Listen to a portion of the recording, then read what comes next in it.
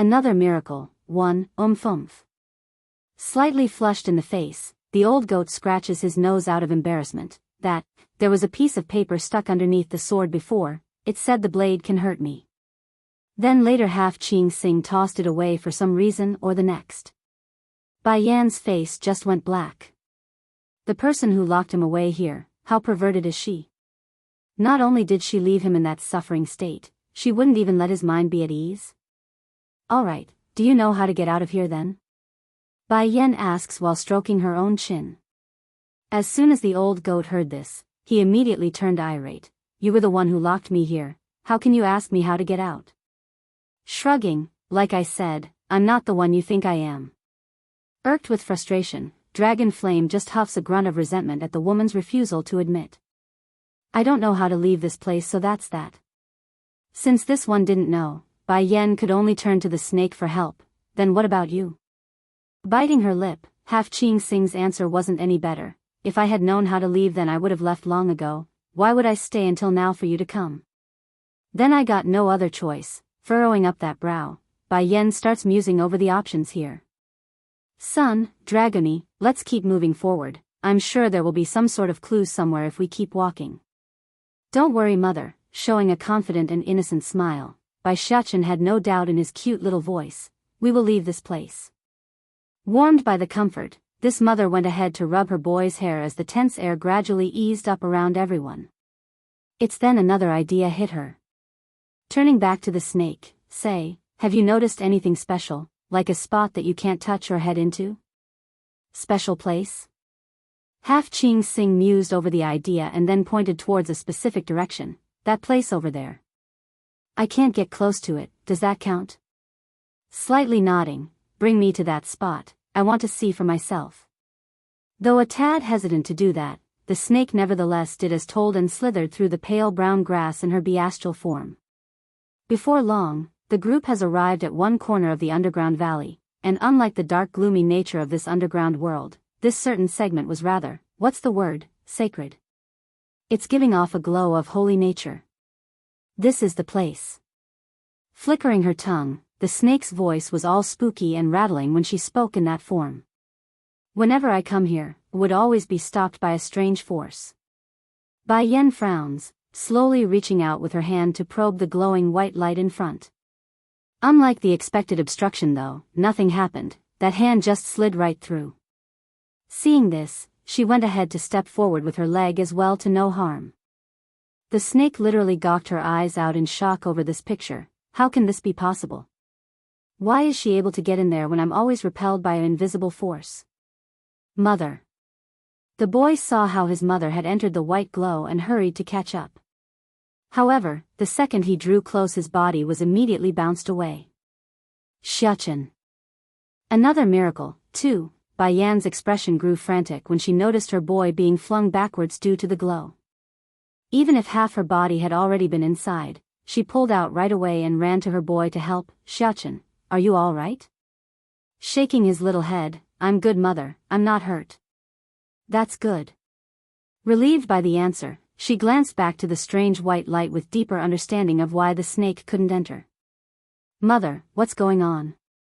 Dragony had also ran over by this point and showed a worried face. Why can you go inside and Gidge, big brother, can't? Speaking with a furrowed forehead, if my guesses are right, this place restricts the entry of those with the blood of demons. The snake instantly choked upon the truth being revealed here. No one with the blood of a demon is allowed in? That means the reasoning I can't leave this place is because I'm a demon? And... Staring with grits and stones between her teeth, Ching Sing wanted to strangle the blasted kid right this second. You two fooled me. This boy is also a demon, how did I not see this? He couldn't have picked up the giant sword earlier, meaning they bluffed me. I lost my freedom because of a bluff, a bluff. The snake almost got the life sucked out of her at this realization, looking all dejected and dry. Still smiling innocently like usual, Bai Xiachen's reply was damning.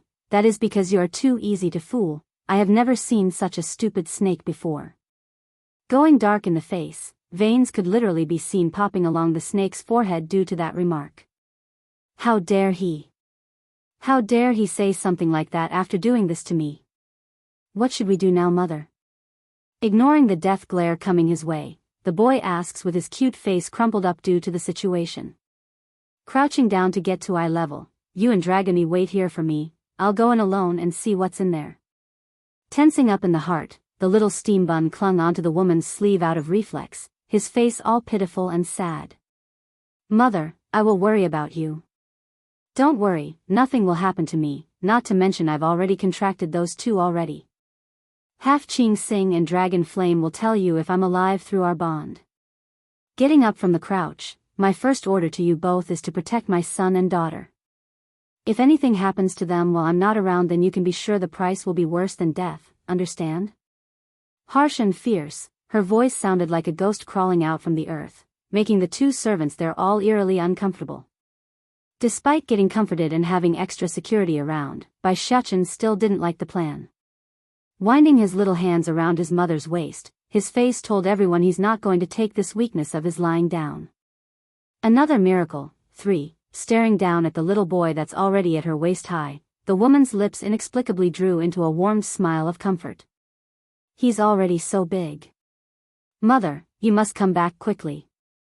After a long time, Bai Xiachen finally released his arms despite his unwillingness. Me and Dragony will wait here for you.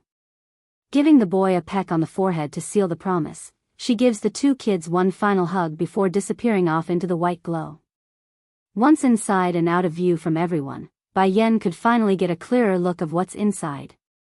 Here, she felt incredibly refreshed, sweeping away any fatigue she built up over the many days of being stranded here in this underground valley. Maybe the reason Half Ching Sing couldn't leave for so many years is because of this spot in the valley. If someone wants to keep this spot off limits, then it must mean there's something important here, perhaps the exit. Upon recognizing there's hope to escape this dreadful place of darkness, her mind instinctively recalled the face of that woman whom she briefly encountered prior to falling down her. I will settle the score with that woman once I get out of here. No matter the reasoning, the fact she dared to go after Xiachen is enough to make sure she dies.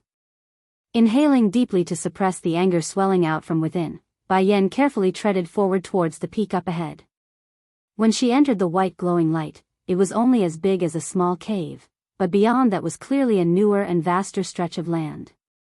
Spanning several mountain ranges in the distance, by the time she reached the mentioned area for investigation it was well into the evening despite the lack of light.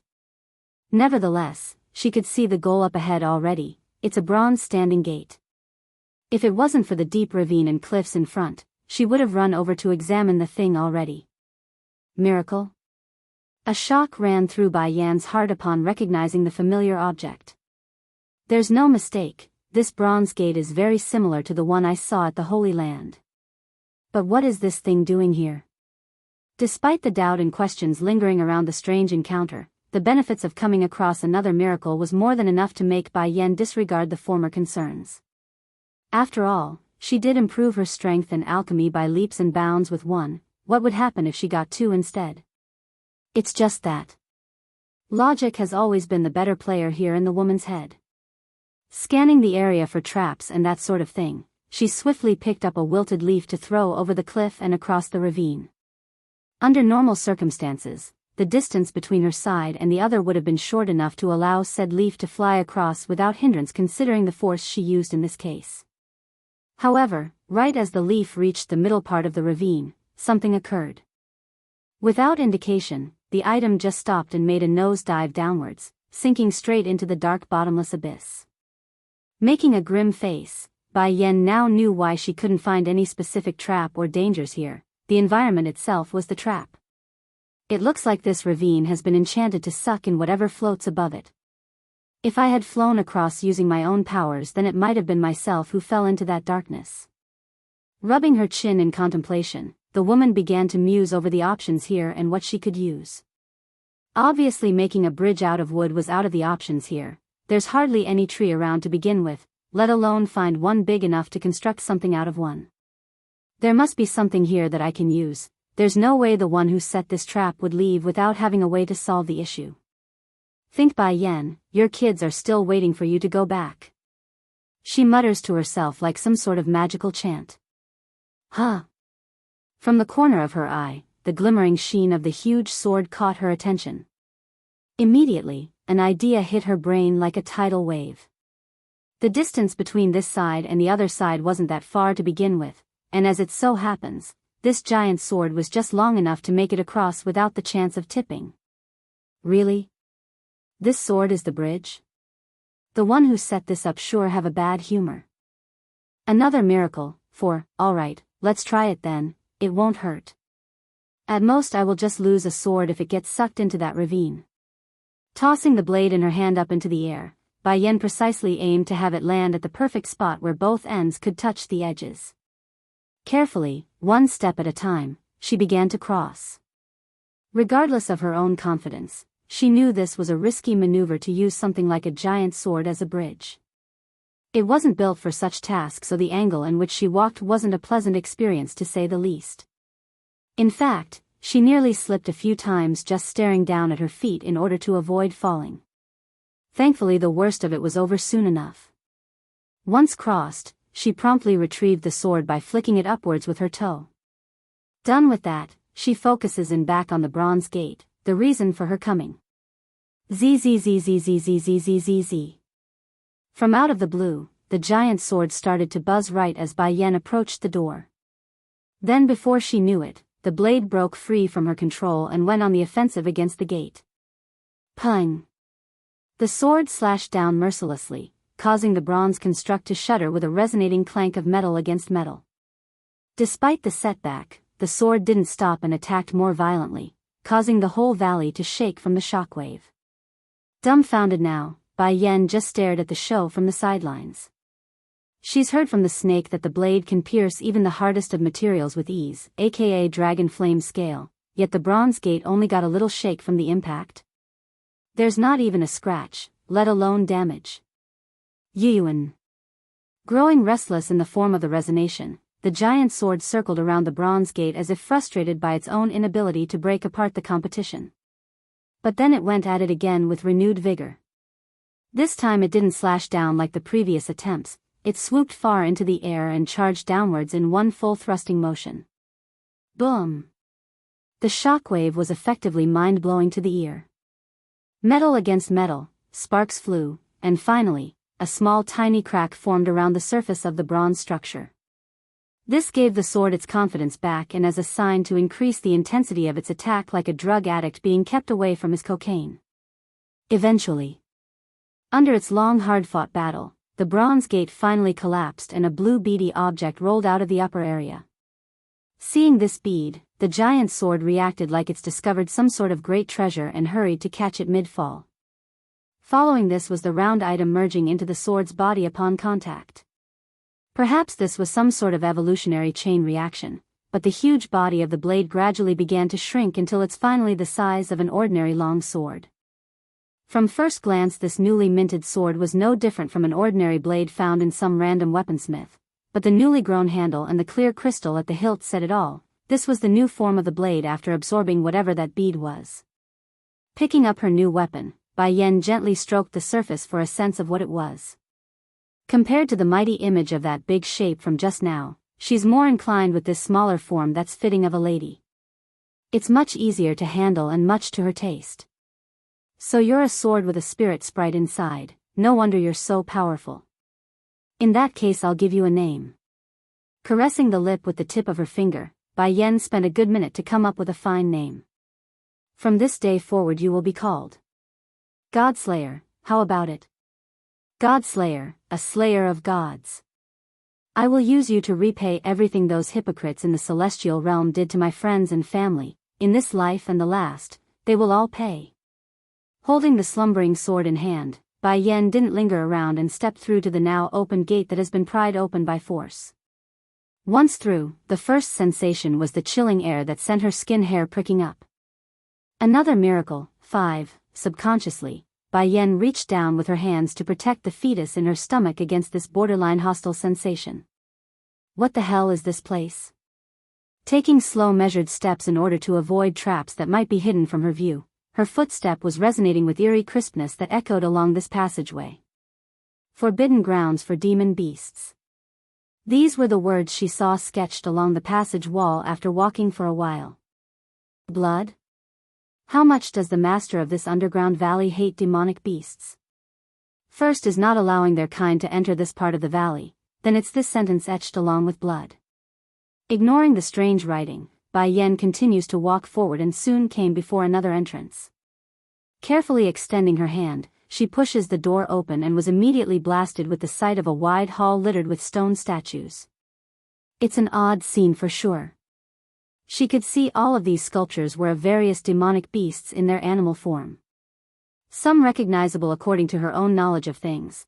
For example, the bone quill dragon's back in the holy domain was among this group, but many were so foreign to Bai Yen that she could barely make heads or tails of their origin. Then there was the human sitting on the throne chair elevated at a higher point. Who is this person? Despite not knowing if the sculpture was male or female due to the lack of facial features, Bai Yen could still tell the original person must be a prideful individual with the way it was carved out. The angle of that featureless face, it's the way someone stares down at those beneath themselves, just like how Bai Yen and Di Tsang does it when confronted with those they deem insignificant. I see now, this sculpture is probably the original master or mistress of this place. The person hates demonic beasts, so he deliberately sculpted these ancient creatures in a kneeling position to showcase his dislike of them. The theory was a sound one considering everything she's witnessed thus far. It's just that why would someone abhor a racial group to this extent? It can't be. Did a demonic beast rape him or her before? Looking back at her own experience, this was the only idea that Bai Yen could come up with. After all, she herself did rape Di Tsang during their first encounter and made the Demon King abhor her to the point he hunted herself down years later. Other than that, what else could make one dislike another group to this level? Whatever grudge this person has is not important. I have to find a way out of this place first. Retracting her attention away from the sculptures, she scans around in search of any out-of-the-ordinary item or feature. Immediately, her gaze locked onto a book cabinet in the corner of the room. That, beaming with light, she moved with quick haste towards it and grabbed for the suspicious-looking handle that's sticking out between the shelves. With an audible click, a small compartment slid open and bounced out a book. It's very dust, bleached yellow due to age, but Bai Yen couldn't be any more happy after reading the title of the book in her hand. It's an alchemy book? Back in the previous life on Earth, she only got her hands on an alchemy book that taught her knowledge up to the 10th grade materials. As for what comes afterwards, she was like the rest of the people in this world, simply said, she didn't have a clue until this day. Another miracle. 6. This alchemy book doesn't seem to be complete, there are some pages missing. There's no information regarding anything beyond the 14th grade. Pleased by what she has nevertheless, Bai Yen packed away the book into her storage bag and continued to search for other treasury items. Sadly, after a careful scrutiny of everything that was here, she found nothing else worthy of note and felt disappointed. Then again, it did make sense after some thought. This alchemy book was so precious to begin with that finding something else of this caliber would be a real miracle. With nothing else to do for now, she decides to get a closer look at the statue. Why do I keep getting the feeling that this statue is not quite right? She rubs her chin questioningly. Even though the model didn't have eyes sculpted onto it, she could make out where the chin of this person was aiming at. There's a fox at the bottom of the stage, and it's equally as proud in appearance and unwilling to show any weakness. This strangeness took Bai Yen by surprise. Does the master of this valley have a vendetta against foxes or something? I wonder if the person would die of anger if they learn a fox's wife took their alchemy book away. Their expression would be quite funny to see. Drawing a smirk, Bai Yen said nothing and moved to cut off the legs of the fox model. Then summoning up her alchemy flame, she melted the hard plaster and then added a plant she pulled from the storage bag to the mix, thus creating a sticky substance for easy molding.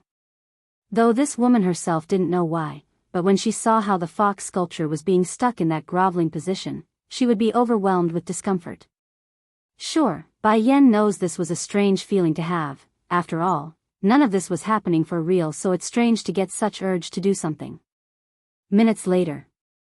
Clapping her hand, Bai Yen gets up from the ground after having her fun. Although it's not right of me to take your book and then help this fox stand up, but I'm a naturally defensive person. Since my husband and son is a fox, then I will make this one stand as well.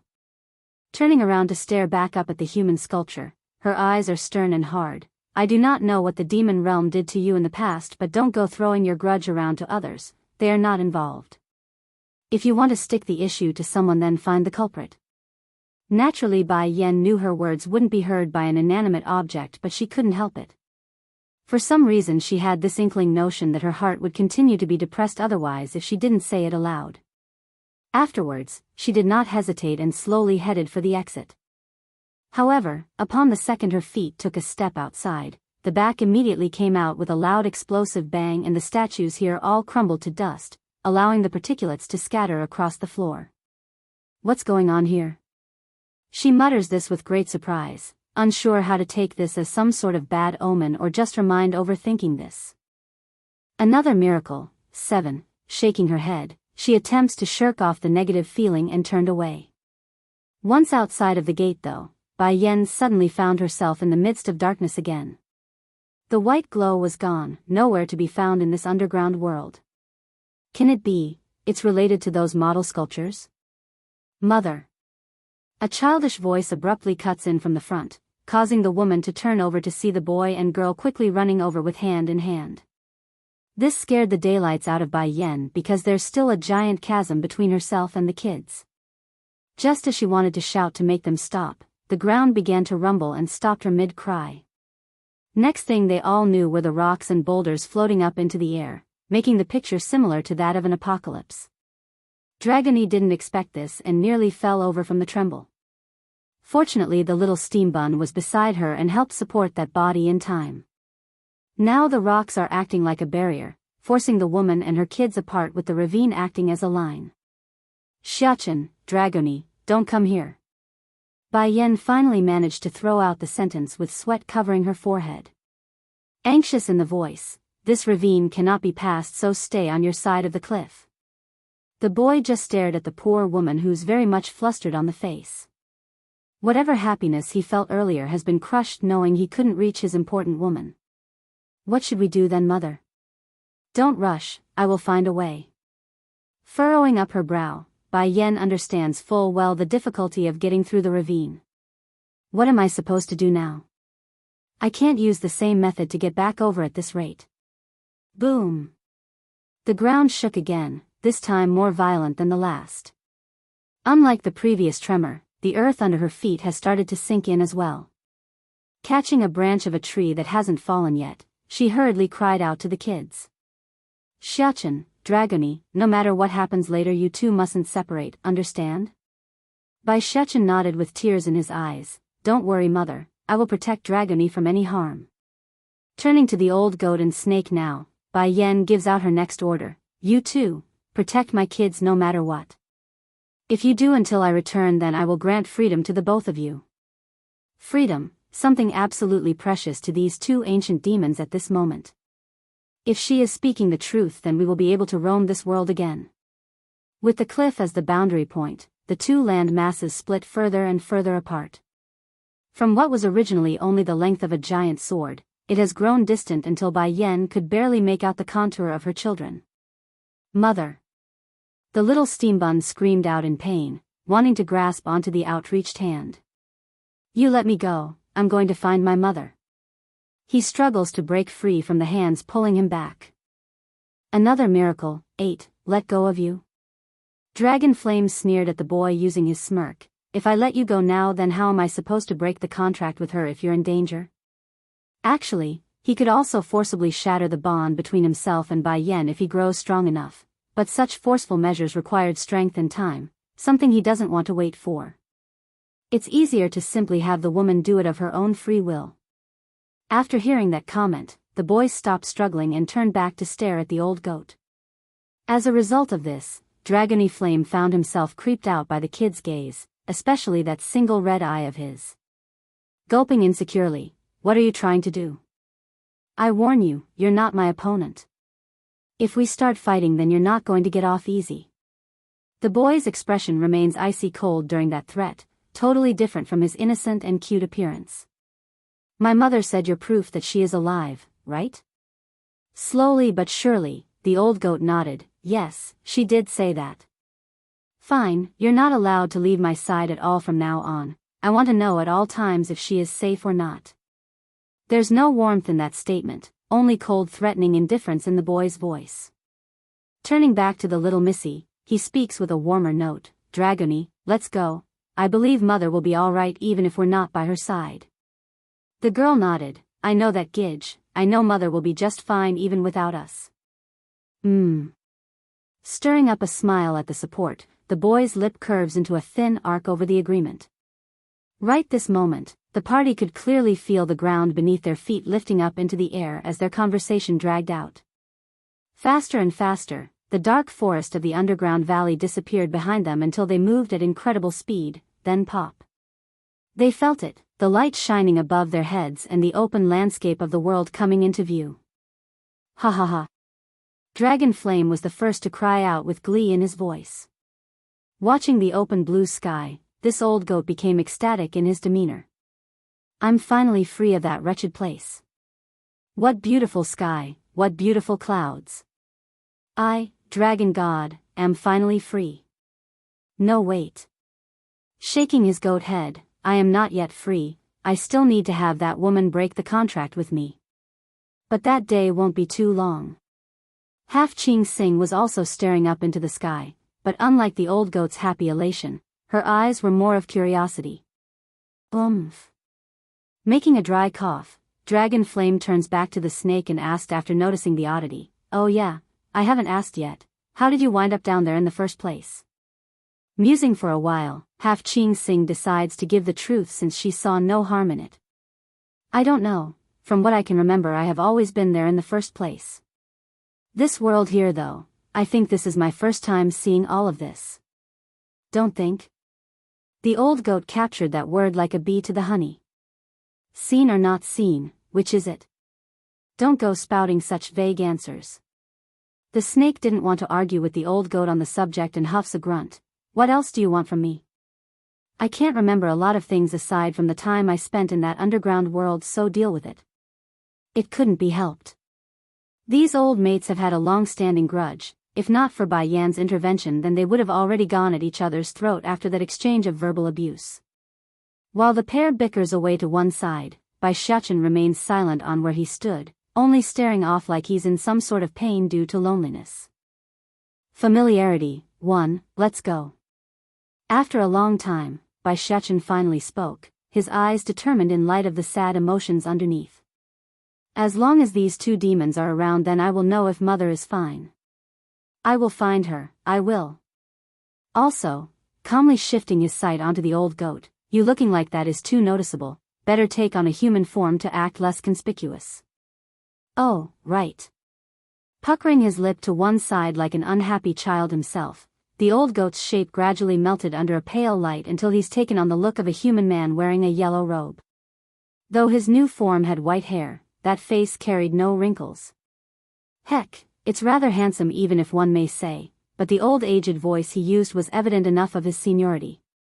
Done with that, the little steam bun held onto Dragony's hand again and slowly proceeded to leave this valley. While the kids were moving on their end, another scene similar to theirs were currently taking place at a towering mountain in different location. With a loud rumbling boom, Bai Yan got shot out of the ground like a rocket, causing her to make an unsteady landing. This time you will not escape the Celestial Palace. Celestial Palace? This was the first thing she heard after collecting herself, and it made Bai Yan frown. Without delay, she immediately headed for the source, perhaps out of curiosity or the fact that the other side belonged to the enemy. What she saw next was something similar to what she expected in cases like these. Currently, there's a group of pursuers chasing some unknown lady, specifically a woman wearing a long blue dress that's staring down at the group from the air. So what if you're from the Celestial Palace? Do you fools think you can catch me with so few here? Boom! In that instant the lady wearing the long blue dress attacked. She moved like the wind, rushing at the nearest foe with her fist and make a direct punch into the man's stomach. When she did so, the poor guy promptly fell backwards and flew several meters into the air until he rolled onto the floor again, blood out from the mouth as the consequence. The other companions saw this and stopped hesitating since the battle has begun. Drawing their blades, they rushed for the woman in question. It's just that unlike someone being cornered here, the lady remained fearless on the face like someone that couldn't be threatened. Boom! Sure enough, the full might of her powers was released in that second and poured out like a tidal wave. It's huge, causing even the sky to change color until it's a gloomy gray. For the poor fools trying to attack the lady, they naturally didn't stand a chance here. Like the trees and shrubs that were blown away by the shockwave of her powerful release, their bodies were swept away and smashed into the nearby rocks, either shattering their bones or downright crushing them as the end result. Not far away, while hiding behind a well-hidden tree, Bai Yen stared on in astonishment over the lady's familiar face. It's etched into her mind right now and causing the woman herself to thump with increased vigor in the heart over that contour. No. Don't go. Finding the other sides about to leave after the brief exchange of combat, Bai Yen cries out involuntarily and wanted to stop her. Sadly, the lady in blue was already gone in the next, disappearing with a blink of an eye. Familiarity, too, is that her? But besides her, who else can look so similar? Somewhat pale in her complexion, Bai Yen stood there for a long while before revealing a bittersweet smile. Whether it's her or not, I must find her again. As long as she's still in this celestial realm, then we are bound to meet again. That's right, we both have a vendetta against the celestial palace, the chance is there. Hidden between mountains and forests, a quaint-looking cottage has been built atop of the clearing here. It's a nice setup, difficult to find due to the covering terrain and shielding barrier, a perfect hiding spot from those who's out to get you. This was the place the lady in blue arrived at after departing from the battle. Flicking her dress to remove the dust from the surface, she slowly walked towards the cottage with familiar strides, where she was promptly welcomed by a young girl around 17 to 18 years of age. Auntie Ning, you're finally back. Did those old fossils from the Celestial Palace make trouble for you? Drawing a soft smile at the lively young lass, don't worry, those people aren't my opponent. Oh yes, don't tell your father I'm back yet. Oh. Responding with a well-behaved voice, the young girl intimately hooks her arm around Bai Ning's to confirm compliance. Auntie Ning, my father loves you very much, and I like you very much. Why don't you want to marry my father? A quiver shook the lady's body, causing her to form a slight frown on that beautiful yet helpless face. Some things can't be forced, and you are not young anymore. If you are so free to fret about us, why don't you fret about your own marriage arrangements? I'm sure he will like to get a son-in-law any day now. Blushing at being called out, the young girl shyly lowers her head. What are you saying, Auntie Ning? I don't want to marry, I only want to stay with you and father for the rest of my life. Bai Ning smiled at that, dropping the subject when she noticed the man that's coming out of the cottage. This person was quite handsome, wearing a brownish robe with an air of calm. I have something to discuss with your Auntie Ning, you go back inside first. Okay. Ning Yu mischievously stuck out her tongue when letting go of the lady's arm, but that's not before making a hand gesture to her old man as support before leaving. For a while the atmosphere in the front yard seems solemn and strange until the woman herself decides to break the awkward silence. Brother Yuan, is something the matter? Ning Yuan deeply locks eye with the woman, his voice hoarse and full of emotion when speaking. Ninger, we have known each other for so many years, you should understand. Why must you be so reluctant to accept me? Taken aback by the open confession, Bai Ning had to take a moment to respond with a proper answer that won't hurt the other side. I always feel like I'm forgetting something. It's as if someone is waiting for me, like I lost something important. I'm sorry, Brother Yuan, I know you care about me, but I can't accept you the way I am now. After saying that, she brushes past the man in order to leave. However, a big hand immediately reached over from behind to cling onto hers. Getting cold in the face now, let go. Because this tone has never been used before, Ning Yuan promptly released his grip with rigid surprise. Familiarity, 3, Ninger, I don't mean anything else but you loves you, she wants to be your daughter, that's why I'm so anxious. If what I did offended you then I apologize. Still having her back facing the man, Bai Ning eventually responded, Brother Yuan, I am grateful that you saved me several times in the past, but feelings are something we can't force. If you still consider me as a sister then I will welcome the thought, but if you have other intents in mind then. I'm sorry, but I won't be returning again in the future. Ning Yuan went stiff as a rock over that statement. He never thought this woman who's always been soft-voiced and kindly behaved would be so harsh and stern when discussing the topic. As for Yuer. Bai Ning's voice softens up over the petite lass. I also like the girl very much. Pity I can't take her as my daughter. That includes being a goddaughter as well. Why? The man's frown deepens further. He could understand why Bai Ning wouldn't want to take his own daughter as her own. After all, she's making it clear she doesn't love him. But why not a goddaughter? Drawing a frank smile on her face, I don't know why either. I just don't feel comfortable about the idea of taking another child as my own daughter. It's as if the position has long been occupied by another. Brother Yuan, I will treat Yuer as my own niece, so forgive me for not being able to do more. The man was lost for words there. Staring blankly at the disappearing back of the woman, Ning Yuan had the color drain from his face after those words. Why? I spent so many years by her side, accompanied her for so many years. Why can't I melt her heart? Papa, the call draws the man back to attention. Turning around, the man glances down at the petite girl, his voice stiff and unsure. Did you hear all of it?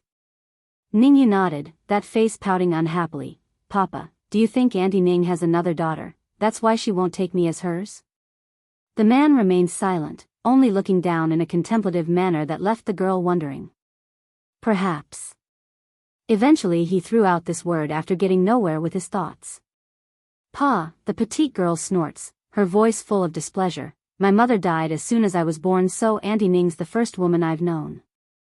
Let's assume she does have a family prior to meeting us. Have they ever searched for her through all these years? It's us, we're the ones always by her side.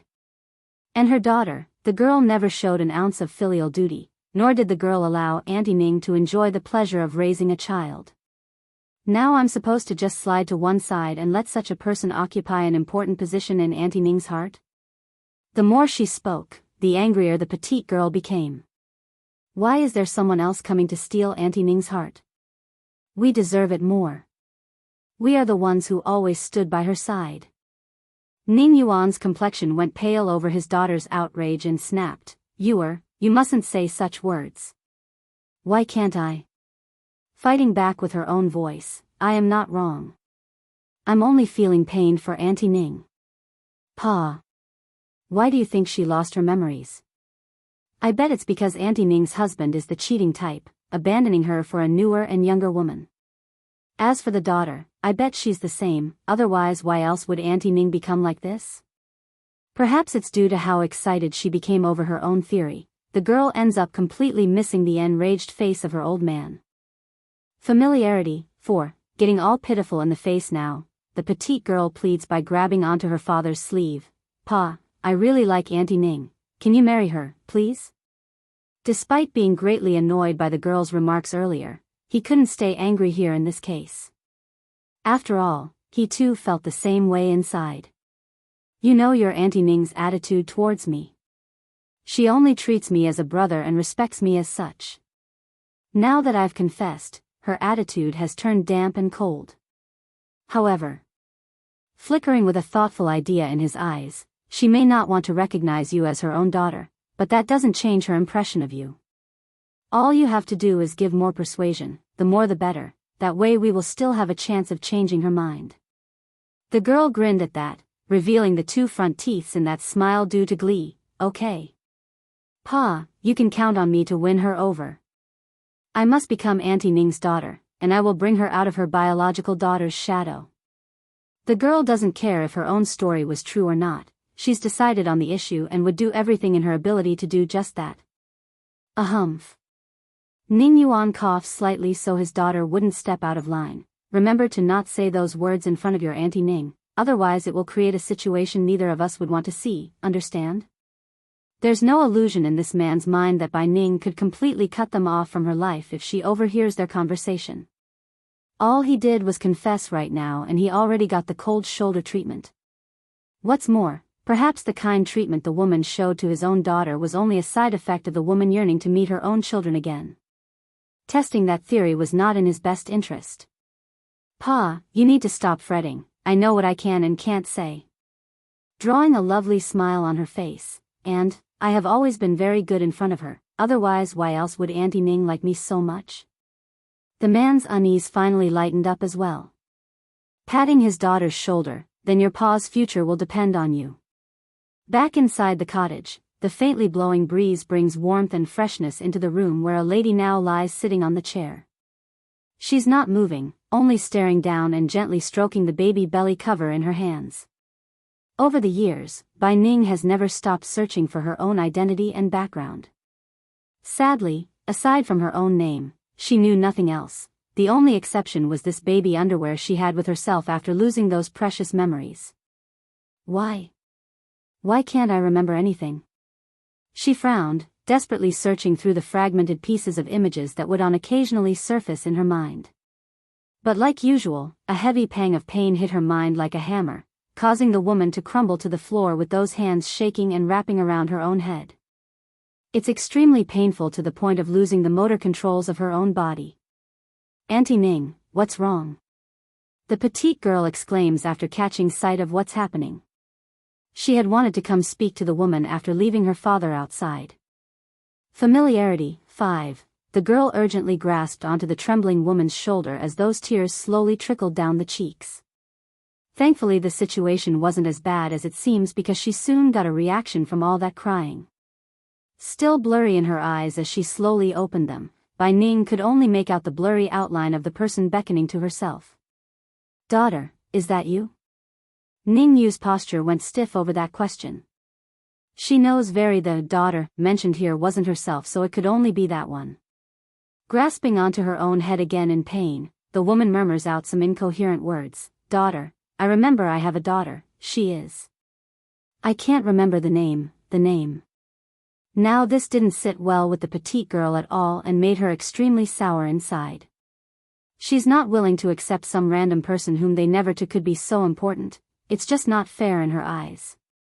Auntie Ning, I can also be your daughter. I will take care of you for the rest of my life.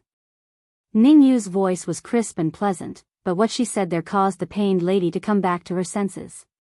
Gradually loosening her hand around the head, the blurriness left those eyes and what came into view was the reflected image of the anxious young girl staring downwards. It's you, I'm sorry, I've lost my manners there. Auntie Ning. Ning Yu clenched her teeth with insecure-filled eyes. Just now, did you remember something? Shaking her head with a bittersweet smile, the lady explains, No, my past is still a blank to me, I can't remember anything notable. Sure enough, the negative answer brought on a wave of relief to the girl. Thank goodness she can't remember. Even if I can't become Auntie Ning's daughter, I can still accompany her in the future. It's fine if you can't remember the past, Auntie Ning, I will always accompany you. Innocent but firm in the face, the petite girl meant what she said there. Naturally this idea didn't escape the lady herself, who knew exactly what the girl wanted. Sadly, she too knew such a wish couldn't be granted from her end, and for that, she's sorry. I want to go take a walk outside, so don't inform your father of my leaving. I don't wish to see him for the time being. Making a long exhale, she stood up and was ready to leave when her arm got hooked by the girls. Wait, Auntie Ning, I'll go with you. It's been a while since I went outside because Pa wouldn't let me go out alone, but I'm sure he will be fine with it if I go with you. In the end, Bai Ning accepted the idea out of guilt. She couldn't bear to reject the girl right now. Fine then, follow me. Jumping with joy, Auntie Ning, I knew you are the kindest to me. Pinching the girl's nose with her fingers, Bai Ning draws a doting smile like in the past after flattered. Normally this would be a good thing. However, in this case, Ning Yu couldn't help but feel like the lady's looking through her and to someone else entirely. It's making her very much uncomfortable inside. No matter, I will kick that girl out of her heart and take over soon enough.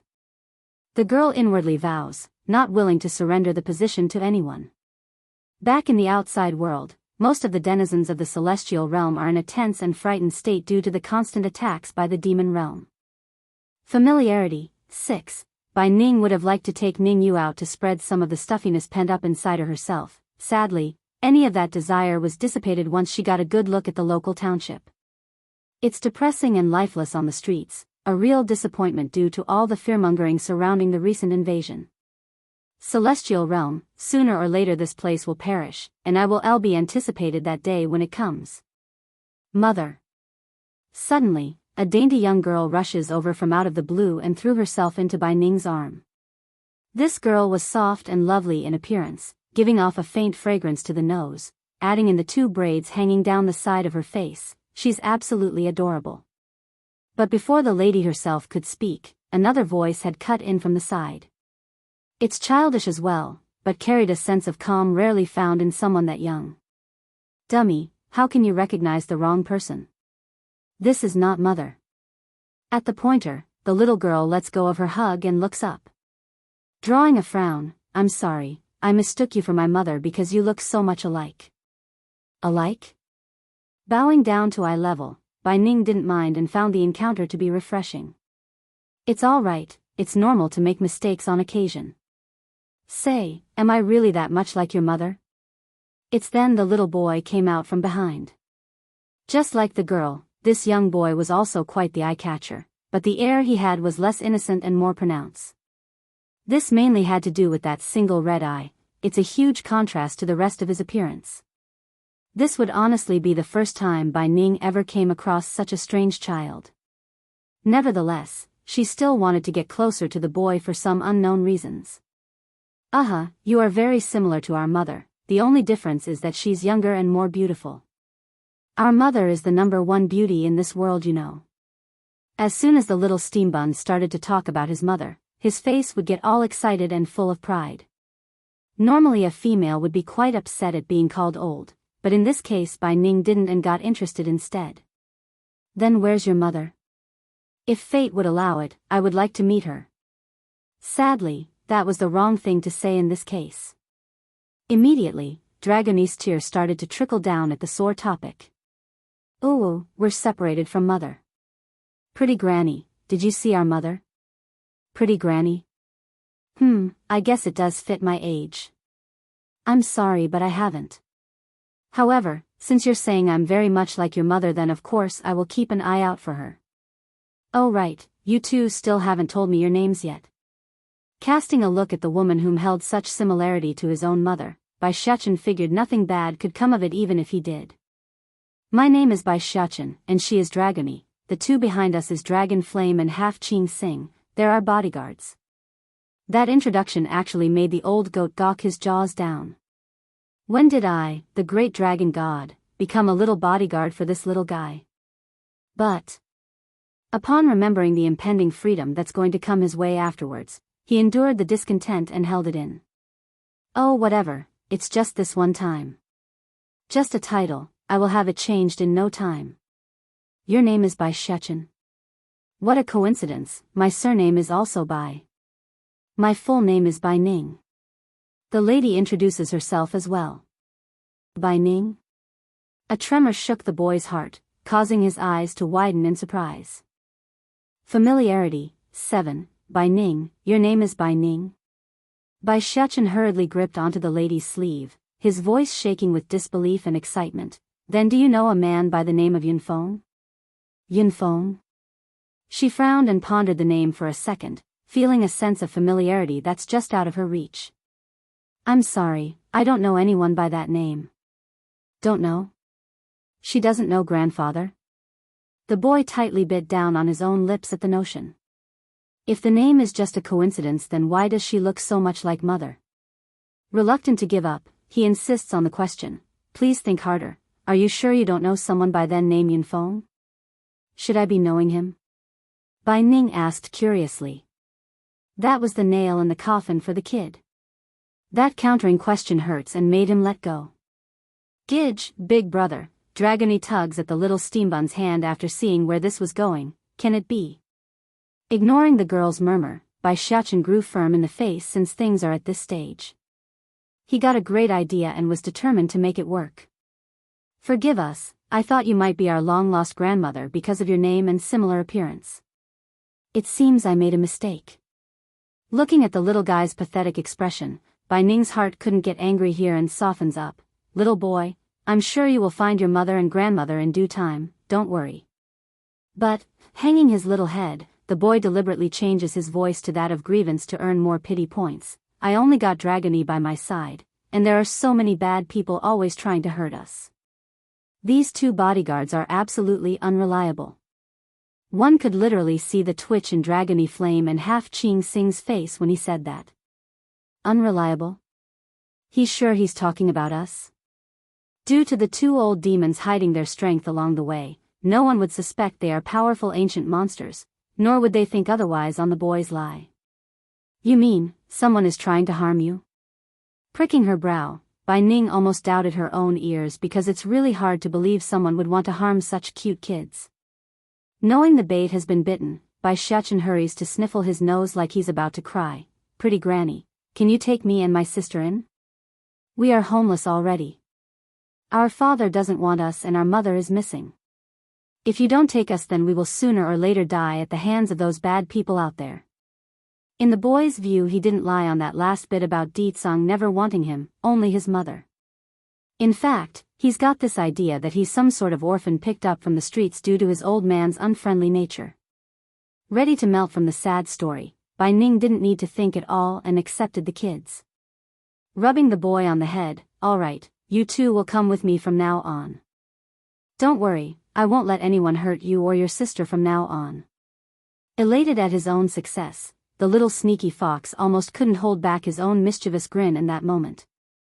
Thankfully he's got plenty of practice in the past and kept it down, otherwise he would be caught right then and there. Thank you, pretty granny. Both kids happily said that. You too, your tongues are too sweet. Oh right Xiachen, what happened to one of your eyes? The condition of that red eye has been bothering this lady for a while already, so she got right to it. Now the tears finally started to trickle down the boy's face, however, only the regular blue one was crying, the red one remaining dry as ever. My eye was poisoned. Rubbing his red one like some bullied child, those bad people wanted to hurt me, but now that I got pretty granny protecting me, I won't have to be afraid of those people anymore. Familiarity. 8. The boy's words brought warmth to the lady's heart because this feeling of being needed hasn't been felt in her for a long time. Sweetie, come with me, I'll bring you and your sister somewhere to rest. From now on no one can hurt either of you anymore with me around. Her promise sounded like it was meant for the kids to hear, but in truth, it's also meant for herself as a vow in this case. Back in the corridor of the inn, Ningyu has been staring back and forth for signs of her Auntie Ning ever since the woman left for a stroll. That face showed she's very anxious and didn't like being left alone. Fortunately for her though, this girl didn't need to wait long and soon caught a glimpse of the long-awaited figure. Racing over and ready to cry out, Ningyu was happy in that split second. That was until she noticed the others tagging along with the lady, specifically the 2 kids that's making the woman giggle with laughter. This made her unhappy, very unhappy indeed, because those fists had crunched up into a ball at this point. Nevertheless, she gathered herself after inhaling deeply to confront the situation. Auntie Ning, you're back. These 2 fellas are? She asks with a forced smile. Oh, they're both someone I met outside during my stroll. The boy's name is Bai Xiachen and the girl is Dragony. I saw that they are homeless and decided to take them in. What the lady didn't tell was the little guy would make her excruciatingly happy. Merely a single phrase would be enough to make her giggle with laughter, just like the beginning scene when she entered Ningyu's gaze. Hello little boy, little girl, my name is Ningyu, I'm happy to meet the both of you. The boy blinks and blinks, responding with a question instead. Auntie, what is your relationship with pretty granny? Having a kid call her a title far beyond her own age was, well, damning for the girl herself. Going stiff in the face like a cracked template, it's difficult for Ningyu to hold back the temper from her expression. You should call me sister. But, getting all teary, Bai Xiachen really baked in the sad face. If you're calling her auntie and we're calling her pretty granny, wouldn't it be wrong to call you sister? Bai Ning couldn't bear to let this continue after seeing the boy's somewhat distraught face. Using a gentle voice to correct the girl, he is still a child, so you shouldn't get hung on some title or name. Besides, he didn't address you wrong considering all things. He's a child I took in as a grandson earlier, so he's right to call you auntie. Ningyu's body froze in that moment. She had tried for so many years in order to become Bai Ning's daughter, yet some unknown wild boy and girl could do so without her knowledge and in such short timing? Ridiculous. Unfair. Auntie Ning, pressing down her anger, Ningyu knew she had to say something to keep up her own image.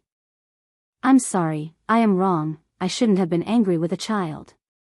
It's just. Auntie Ning is still so young. I only felt it's bad to call you a grandmother. Chuckling at the flattery, the lady almost found it amusing to be called young.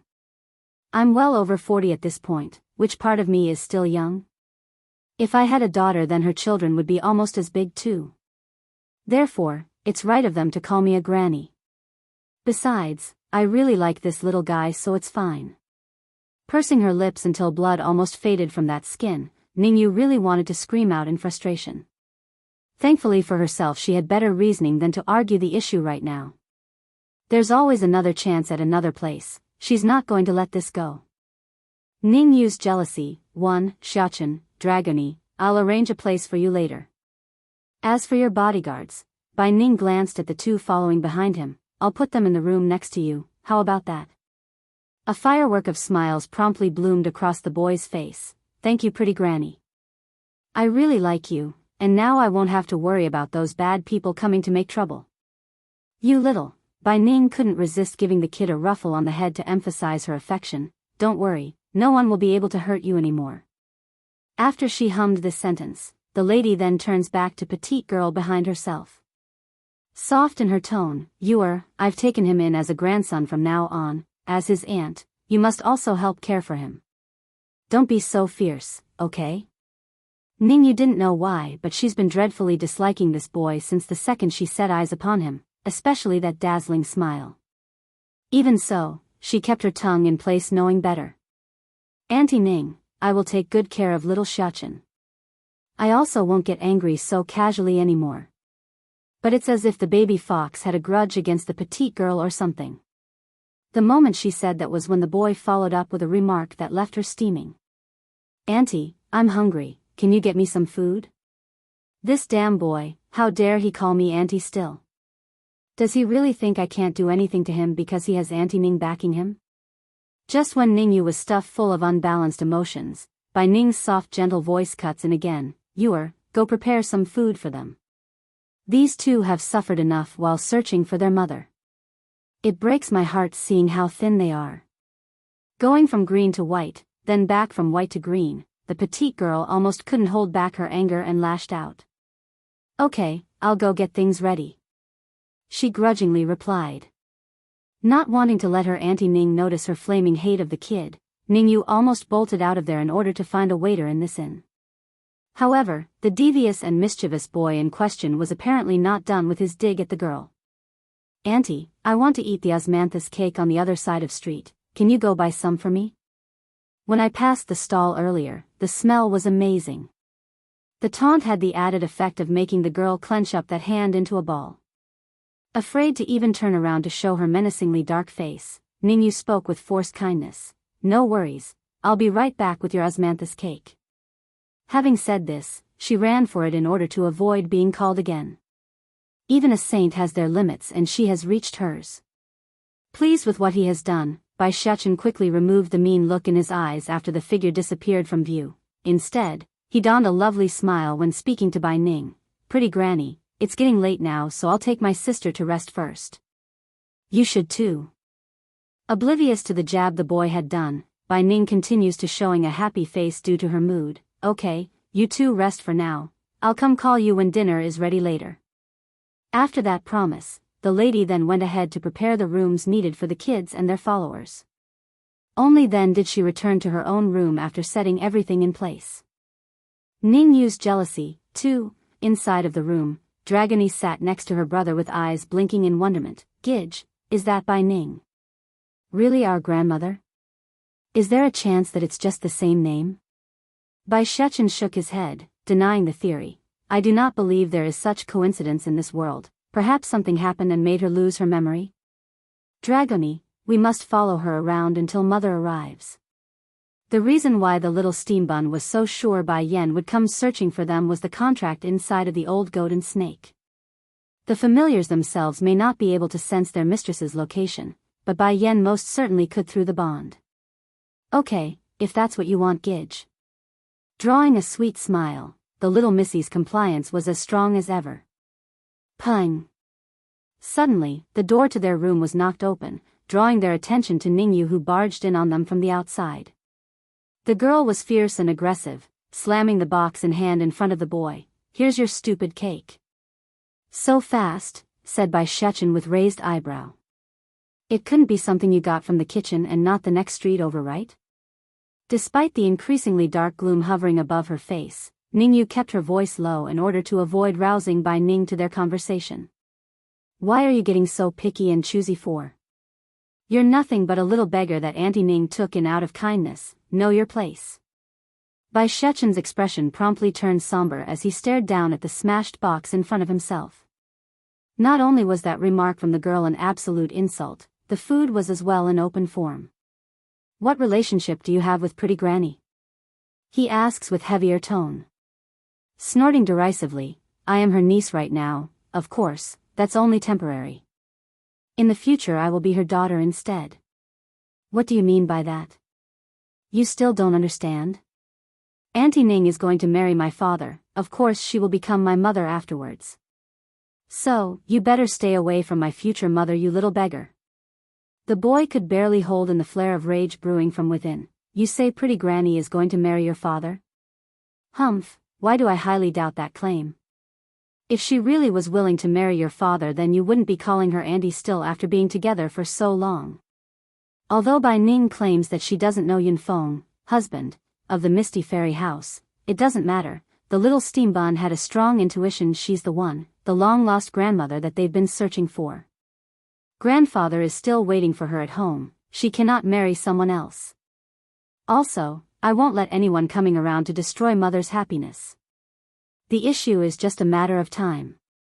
Regardless, you little beggars better stay away from my Auntie Ning, otherwise the pain will be yours to bear. The girl huffs, swinging herself around to leave only to be alarmed by the table being flipped over by the boy behind herself. Standing there in stunned rigidness, Ningyu awkwardly turned around again, surprised by what the kid's doing. She simply didn't have a clue as to what the boy was planning. This also applied to the two bodyguards next door who overheard the commotion and rushed over. Ningyu's jealousy, 3, even though the old goat and snake didn't understand what the boy was trying to pull here, they knew enough then to interrupt the show. Instead, they locked their focus onto Ningyu with a warning glare, saying if you try anything then we would snip you on the spot. What are you doing here? Did you finish buying the cake already? Ningyu was at a loss when this voice cut in from the rear, which made her go pale from not knowing how to react. Biting her lip, she instinctively started to weep in order to win some points. Auntie Ning, I'm sorry. I got lazy and didn't go to the street over for his cake and instead asked the kitchen for some. This likely angered little Xiachen, SOSO. Faintly furrowing up her brow, Bai Ning first glanced at the flipped-over table, then at the weeping girl in question. It's obvious what has happened and she's not pleased at all. Even if you don't want to go out and buy the cake then that's fine, you could have said so to me. Why do such deceptive things? What did I teach you since you were little? A person must be trustworthy, that's the basic rule in life. This bashing was not what Ningyu expected. Going stiff and disbelieving in the face, why is that the main focus? Isn't the main focus supposed to be about the table being flipped? How can Auntie Ning be so biased towards the kid? Xiachen, Bai Ning heaves a long helpless sigh upon turning to the boy. If you didn't like the cake she bought then you could have asked her to buy it again, why get so upset? What if you hurt yourself? The boy didn't reply, only flushing red in the eye with tears quickly seeping out. Then as if determined after deciding on something, he reached over to grab onto Dragonie's hand and made a deep bow with his sister. Pretty granny, I'm sorry but we will have to say goodbye now. Alarmed and anxious on her face over that, Bai Ning promptly explained herself. Xiachen, I am not blaming you so don't get angry, I was only worried about your well-being. If you leave now then what about those bad people, what if they come find you again? I am not afraid, me and my sister have come all this way by ourselves. We can keep walking forward if we must. Getting stubborn on his face, the normal blue eye he had was now full, crying out. Ningyu to one side could care less about the boy's safety, but she does care a lot about coming out on top of this situation. Sure enough, a touch of gloating pride could be found across this girl's cheeky face. Although Auntie Ning is biased towards this little shit, but as long as I can drive them away, then it's all good. At most she will only reprimand me a bit, and that's that. Dragony on the other hand still hasn't quite gotten along with the flow yet, which could be seen on her puzzled face at the moment. Huh? Didn't Gidge say we must follow grandmother around no matter what? Why are we leaving all of a sudden? Just when the little dragoness was bewildered by everything, the boy in question suddenly shot her a signaling glance that struck her like lightning. Instantly, she understood and cried out as well. Gidge, I don't want to go. I'm afraid of being taken away as a child wife by those bad people. I'm scared. Meanwhile, back over at the doorway, Dragon Flame was absolutely flabbergasted by the two kids' ability to put on a show of this caliber, especially that remark about being a child wife. What a word to use. Don't be afraid, Dragon, I will protect you. Tightly hugging his sister like a stubborn kid that's trying to forcefully put on a mature face, and, even if we encounter greater danger in the future, it's nothing compared to being treated as a beggar. Oh, but I really like pretty Granny. While wiping the tears and snots from her face, the little missy suddenly threw herself into Bai Ning's leg to cling onto the lady. Pretty Granny, please don't drive me and Gidge away, we will be good, okay? We are very good. We can help babysit your future baby and never make you angry. Ning used jealousy, for Bai Ning didn't expect to hear anything like that from the boy's mouth, so her reaction didn't come right away. What little beggar? What's going on? Babysit? What babysit? Where am I supposed to get a baby? She asks everyone in the room, trying to get some clear answers.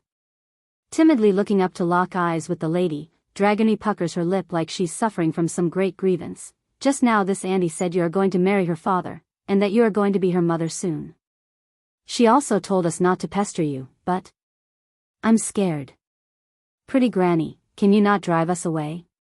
Like his sister, the little steam bun was also tearing up in the face, just that his appearance was that of a stubborn boy trying hard to hold back his tears. Dragony, let's go, we will go find mother, only mother loves us in this world now. Wah! As if prearranged, the little missy throws her face into the boy's arm. Gidge, I miss mother, but there are so many bad people out there, I don't know if we will make it till then. Bai Ning just stared at this scene, not able to process the situation due to how much information there was. However, when she saw the sad and pitiful appearance of the two kids, her chest would become overwhelmed with an inexplicable stuffiness of anger and pain. Turning cold in her eyes, she turns to the instigator of this argument. Ningyu, when did I say I will marry your father? I have clearly rejected him, and you shouldn't have such thoughts either. Also, these two aren't some sort of beggar I brought back from the outside. You have no right to drive them away from me. The petite girl got pale as she staggered backwards. Auntie Ning, I really didn't. Didn't? You mean that they're lying instead? Disappointment filled the woman's eye when confronting this girl whom she considered a niece for all these years. She watched her grow, from an innocent and lovely child to this, deceitful and mean girl. How could Bai Ning not be disappointed? Hell, how could anyone not be disappointed? Unfortunately, Ningyu apparently didn't get the hint and grasped onto the idea like it's her lifeline. Biting her lip like she's the one suffering. Yes, Auntie Ning, they are lying. You watched me grow up, so you should know me better than anyone. How could I treat these two lovely children in that fashion? If anything, I couldn't wait to cuddle them due to how cute they are. It's already come to this in the girl's mind, so she decided to go ahead and lie all the way. What else could she lose in this case? Now only did Bai Ning feel disappointed, she's also furious at this point. Drawing a sarcastic smirk, Ningyu, you've known me for many years already, do you think I would be fooled this easily? If you had admitted your mistake, then I would have perhaps forgiven you. But now, you are persistently claiming they are lying? Inhaling deeply, the lady wanted to lash out but couldn't. Children of their age are the least likely to lie, not to mention they have no grudge against you, so why would they frame you? Ning Yu's body trembled more intensely than before. In the end, she had underestimated these two kids. It never occurred to this petite girl that they would be able to win her Auntie Ning over to such extent, even to the point where her argument doesn't stand a chance. Understanding this much, Ning Yu promptly clenched up her fist and plopped to the ground, those tears flowing down like a hot spring. I am wrong, Auntie Ning, I know I am wrong now. I'm sorry, but I got jealous, I was worried. In this world, you were the only one aside from my pa who was around me, I was afraid you would leave me behind. That's why I said you were going to marry my father, I valued you as my mother because I had no other. Now that was the right thing to say here in this case. Sure enough, Bai Ning's heart was moved by that explanation because it's true to some extent. Ning Yu's jealousy. 5. Auntie Ning, desperately clinging onto the woman's hand, Ning Yu pleads with her all, I was blinded by jealousy, that's why I did everything. I was afraid after seeing how nice you were being to these strange children. I know my fault now, please forgive me. Bai Ning could understand why this girl would behave this way, after all, she did lose her mother as a baby. Putting her desire for a mother on someone else was normal behavior. Nevertheless, that doesn't excuse what Ning Yu has done thus far by lying and doubling down on that lie. That's the sort of behavior she detested, and from someone she knew at that. Inhaling deeply, the lady eventually steeled her heart because condoning bad behavior would only bring more harm, a lesson must be taught. You've let me down too much today. Go back to your father, I only need Xiachen and Dragony to keep me company during this period. Ning Yu's panicking now. She knows, if she leaves today then coming back out with her Auntie Ning would be close to impossible anymore. Not only that, she might also completely lose her position in the woman's heart and be replaced by these two little shits. Auntie Ning, I really know my wrong, I beg you, please let me stay. I can help you look after these two kids while you're not around. Take care of them. Bai Ning evokes a smirk similar to sneer due to how ridiculous that last bit was. You're not going to be satisfied until you completely drive them away, do you? No, I'm not, please believe me. The girl pleads, her hand desperately grasping onto the woman's sleeve and unwilling to let go. The situation looked bad for Ning Yu regardless how one examined it. However, it's then that the little steam bun stepped in with an unexpected defense. Pretty granny, if she wants to stay then let her. Stunned by the remark, Bai Ning bows down to eye level with the boy. You're not angry anymore? I was never angry, so let her stay, pretty granny, okay? Flashing a wonderful smile, it's hard to believe there's even a hint of malice in the boy's words. Alright, if that's what you wish. Truly, the lady didn't have the will or heart to refuse him, regardless of her own opinion on the matter. Lowering her tone by a notch when speaking to the girl, since Xiachen is defending you then I won't insist on you going back anymore. However, if I find out you were to perform the same mistake again like today then I won't forgive you anymore, understand? Also, I won't ever meet you or your father again in this lifetime. I promise, Auntie Ning, I promise. Relieved inside, Ning Yu couldn't ask for a better outcome. The only issue was the level of pampering the lady was giving to the little steam bun. It's gnawing at her heart and making it unbearable. Then go back to your room first, the kids still need to rest. Stopping to give the boy a rub on the head, Bai Ning didn't bother to give any more attention to the girl behind herself. Now Xiachen, tell me who those bad people are, I will help you get revenge on them so they can't ever come make trouble. Nodding with bright twinkling eyes, a brilliant smile comes out of the boy's face. Pretty granny, if only you are my real granny, then that would be great. Giving a faint chuckle at the boy's comment, you silly, isn't it the same if you just call me pretty granny? Same? Of course not. Bai Xiachen inwardly protests, knowing full well that won't do. What if Grandpa Yunfeng finds out? He will definitely be unhappy if I'm speaking to Granny Ning like some outsider. Oblivious to what the kid was thinking inside, Bai Ning instead turned back to the girl who was still lingering at the door. Frosty in her voice, you're still not going back to your room? Pained and suffering inside at the harsh tone, Ning Yu felt indignant right now. Not uttering a word, she fled the room for her own without looking back. Very soon, everyone has gone, leaving only the two kids inside the room with the door closed. Gidge, why did you ask her to stay? Losing the weeping picture from her face, Dragony returns to her curious self from before with a hint of confusion mixed in there. Ning Yu's jealousy, 6, dummy. Bai Shechen knocks the girl on the head out of frustration. Granny helped raise the girl for many years, there's no way they would have no attachment to each other. If we drive her away, then the girl and her father would definitely become an issue in the future. I'm not going to risk having someone steal our grandmother away somewhere down the line. Grandmother belongs to grandfather. As their grandchild, I have a duty to keep them together. Still doubtful in the way she blinks her eyes, Dragony apparently didn't get it yet. So, the boy cunningly smirks, in order to avoid having this danger lurking around in the long run, we can snub the bud in its early stages. See Dragony, keeping her around will allow us to do just that, eliminate her place in Granny's heart. Blinking like stars in the sky, the little missy finally got it. Gidge is so clever, you are the smartest. Of course, I'm my mother's son and not like those stupid people out there. Pride filled the kid's face when he announced this, leaving no room for argument about the matter. Dragony, you need to smarten up too.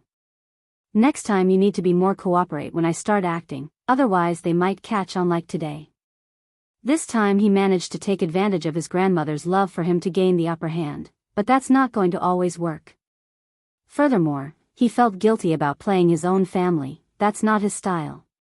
After a long while, Dragony eventually manages to mutter out her own opinion. Gidge, if your father the king hears about your behavior, then he's going to be very sad and angry. The little missy was fully aware of how little Bai Shechen did to help his old man pursue his own mother. So, considering the huge difference in treatment, it's no wonder she would think that way. That's not exactly the same, the boy puckers his lip. Grandfather is someone dear to mother, and grandmother is also someone dear to mother, that's why I would do this. In other words, the reason he wouldn't help Deetsang was because Bai Yen didn't relatively care for the man back then. Remember Dragony, you are part of my family now. If there's any fault, then it's always going to be baddie father's fault, never mother's.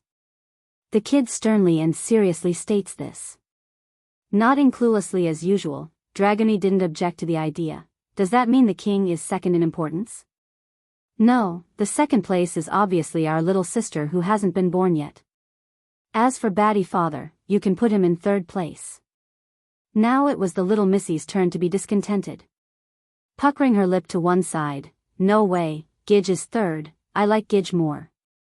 Thankfully Deetsang himself wasn't around to listen to their discussion, otherwise he would be so extremely angry right now due to being placed in last place of this family. Now that's good. Patting the little missy like a good adult, Bai Shechen compliments her before turning to his two bodyguards who's still waiting to one side. Ning Yu's jealousy, 7, did you hear? If either of you sense my mother's presence, then come inform us right away. Commanding and forceful, there's not an ounce of naivety in the boy's voice. Dragon flame twitched in the corner of his mouth over that order. Seriously, did he even need to be ordered for that? If that woman were anywhere close and he found out, he would run off to her in an instant. Both of you go down then, Bai Shechen cocks a brow before turning back to Dragony with a blossoming smile. You rest also, mother will come find us soon. Giving one final nod, the little missy didn't doubt the boy's words, only trusting and believing his every statement. Back over at Ning Yu's side, the outraged girl had just returned to her own room inside the inn. She's full of anger, right, and wanted to smash something to vent the frustration. However, right as she's about to break the nearest teacup on the table, she stopped halfway out of fear for disturbing Bai Ning. Blasted kid, how dare you set me up? She viciously mutters this to no one in specific. No matter, since you're the one trying to steal my Auntie Ning, then it's you who's going to die. Nothing but a child, regardless of how cunning he is, he can't possibly pose a threat to me with his weak strength. I will find a time where Auntie Ning is not looking and finish him. But before she could figure out her next course of action, the door to her room was suddenly pushed open and in came a familiar figure. Auntie Ning, how come you're here? She hurriedly asks after being startled by the entry. Bai Ning didn't reply to the question, only showing a frown due to the strange atmosphere in the room. In the end, it was the lady herself who breaks the silence with a sigh. I have always thought of you as a good child, but today your behavior is too disappointing. You've let me down. If it wasn't for Xiachen pleading for your case, I wouldn't have kept you around. The truth frightened Ningyu, causing the girl to reach out in a panic. Auntie Ning, I know I am wrong back there, please don't leave me behind. I simply care about you too much. You know it too. I never had a mother because she passed away when I was a baby. I simply didn't want anyone to steal you away. Showing a bittersweet smile while shaking her head, if you weren't partially raised by me, then you think I would still be standing here? I'm also at fault. I did look after you, but I didn't educate you properly, causing you to be so narrow-minded. Over the years, she has been running around so often that she's not taken the effort to oversee the child's growth. The fault wasn't entirely hers, but Bai Ning couldn't shirk off the responsibility either. I really like that child. I had liked him since the first time I laid eyes on him. So, I do not want you to continue to bully him, otherwise I won't forgive you the next time around, you need to understand that. After dropping this final warning, Bai Ning didn't look back and walked out again, leaving only the shaking girl in the background who had crumbled to the floor. Bai Ning's admirer, 1, her face turned pale as sweat rolled down the forehead after being left alone again. Why? Auntie Ning only met that little shit today, why does she care so much about him? And me, I've been with her for more than a decade, how can I be shoved off to one side by some nobody? The more she dwelled on the subject, the more twisted and disgusted Ning Yu's face became. The girl's about to lose her sanity at this rate. The bloodshot eyes, the tightly gripping balls of hand, everything about her appearance spelled obsessive insanity. You just wait, I'll never let you go. All those who try to steal my Auntie Ning deserves to die. Standing in the middle of a secluded valley, a woman in red had just arrived at this location. Xiachen and Dragony should be around here somewhere. Bai Yan scans the surrounding terrain, looking for further signs of Dragon Flame and Half Qing Xing's energy signature. Don't worry kids, I'll be there very soon. It's then right as she's about to continue her search for the family, a faint voice cuts in from above and catches her attention. Girl, this place is not for you to come, go back now. If you don't, then the consequences will be yours to bear. The owner of this warning was a man wearing a deep blue robe who appeared out of thin air through a ripple in space. At first this person was frank and carefree in appearance, similar to an elder speaking to a youngster out of kindness. However, that face changed the second he saw the contour of the woman beneath himself. It's that of shock and horror. Bai Yan naturally noticed the new aura nearby. Squinting her eyes into a narrow slit, she looks up to confront the person as well. You know me? Recovering from his slip-up, he sneers, why should I know you? Since you dare break into my territory, then you don't need to leave anymore. Boom! The killing intent came boiling out from the man's body, covering the entire valley in his pressure. You know Bai Ning? She gets straight to the point after making a flip off the ground and narrowly avoiding the shockwave. This man must be related to my mother if he has such a strong reaction. Either some great hatred or some secret he doesn't want me to know. Regardless of the answer, he knows something. Ning Yuan's response was a simple one in this case, a cold smirk and a direct attack. Bang! Making a direct hit with a palm strike to the chest, the man's sudden attack causes the woman to spill blood from the mouth due to the abrupt hit. Turning hard and cold in the face, Bai Yan endures the stinging pain and speaks out again. I knew it, you know Bai Ning for sure. What is it? A vendetta or some secret you won't reveal to me? Though the truth wasn't conclusive yet, Bai Yan didn't care because her body told her all she needed to know. That powerful sense to get closer to the woman from that day, the urge to cry out, everything pointed to a bond of blood. Young girl, knowing too many things won't do you any good. However, your luck is very good, you actually ended up coming to me in person. Now I won't let you live to see her. Bai Ning's admirer, too, Bai Yan's expression sank at the imminent threat to her own life. According to the woman's own assessment, this man was likely at the high divine stage while she herself stood at the bottom divine level. It's not looking good no matter how she weighed it. For one, she didn't have Dragon Flame or Half-Ching sing around, so relying on backup was out of the question, and she only has her sword Godslayer around. The terms are not looking good. Flickering a cunning light in her eyes since fighting was out of the question, Bai Yan suddenly cried out and pointed to the area behind the man. Bai Ning? Bai Ning? What? Drained of color from his face, Ning Yuan hurriedly swings his head around in search. However, what he found wasn't the familiar figure of the woman whom he loves, it's emptiness. There's nothing, only air and the occasional bristling of the breeze against the greenery. Outraged at being tricked, the man immediately swung his head back towards the woman in question. Unfortunately for him though, no one's going to sit around and wait for him to kill them. Stinking girl, how dare you deceive me? He cries out in utter disgust towards the trailing red light that disappeared from his view. Make no mistake, Ning Yuan was not one to be so easily fooled. The only reason he was in this case was because of Bai Ning's name. He would do anything to get on her good grace, and by anything, it's anything. Not far away, Bai Yan was still fleeing for her own life when she cast a glance to the back, and that's when she saw the man right at her tail. Her heart pumped at this sight. Without another thought, she drew her Godslayer out to block the oncoming punch. In a roaring explosion of force, Bai Yan found the air fleeing her chest as metal met flesh from the exchange.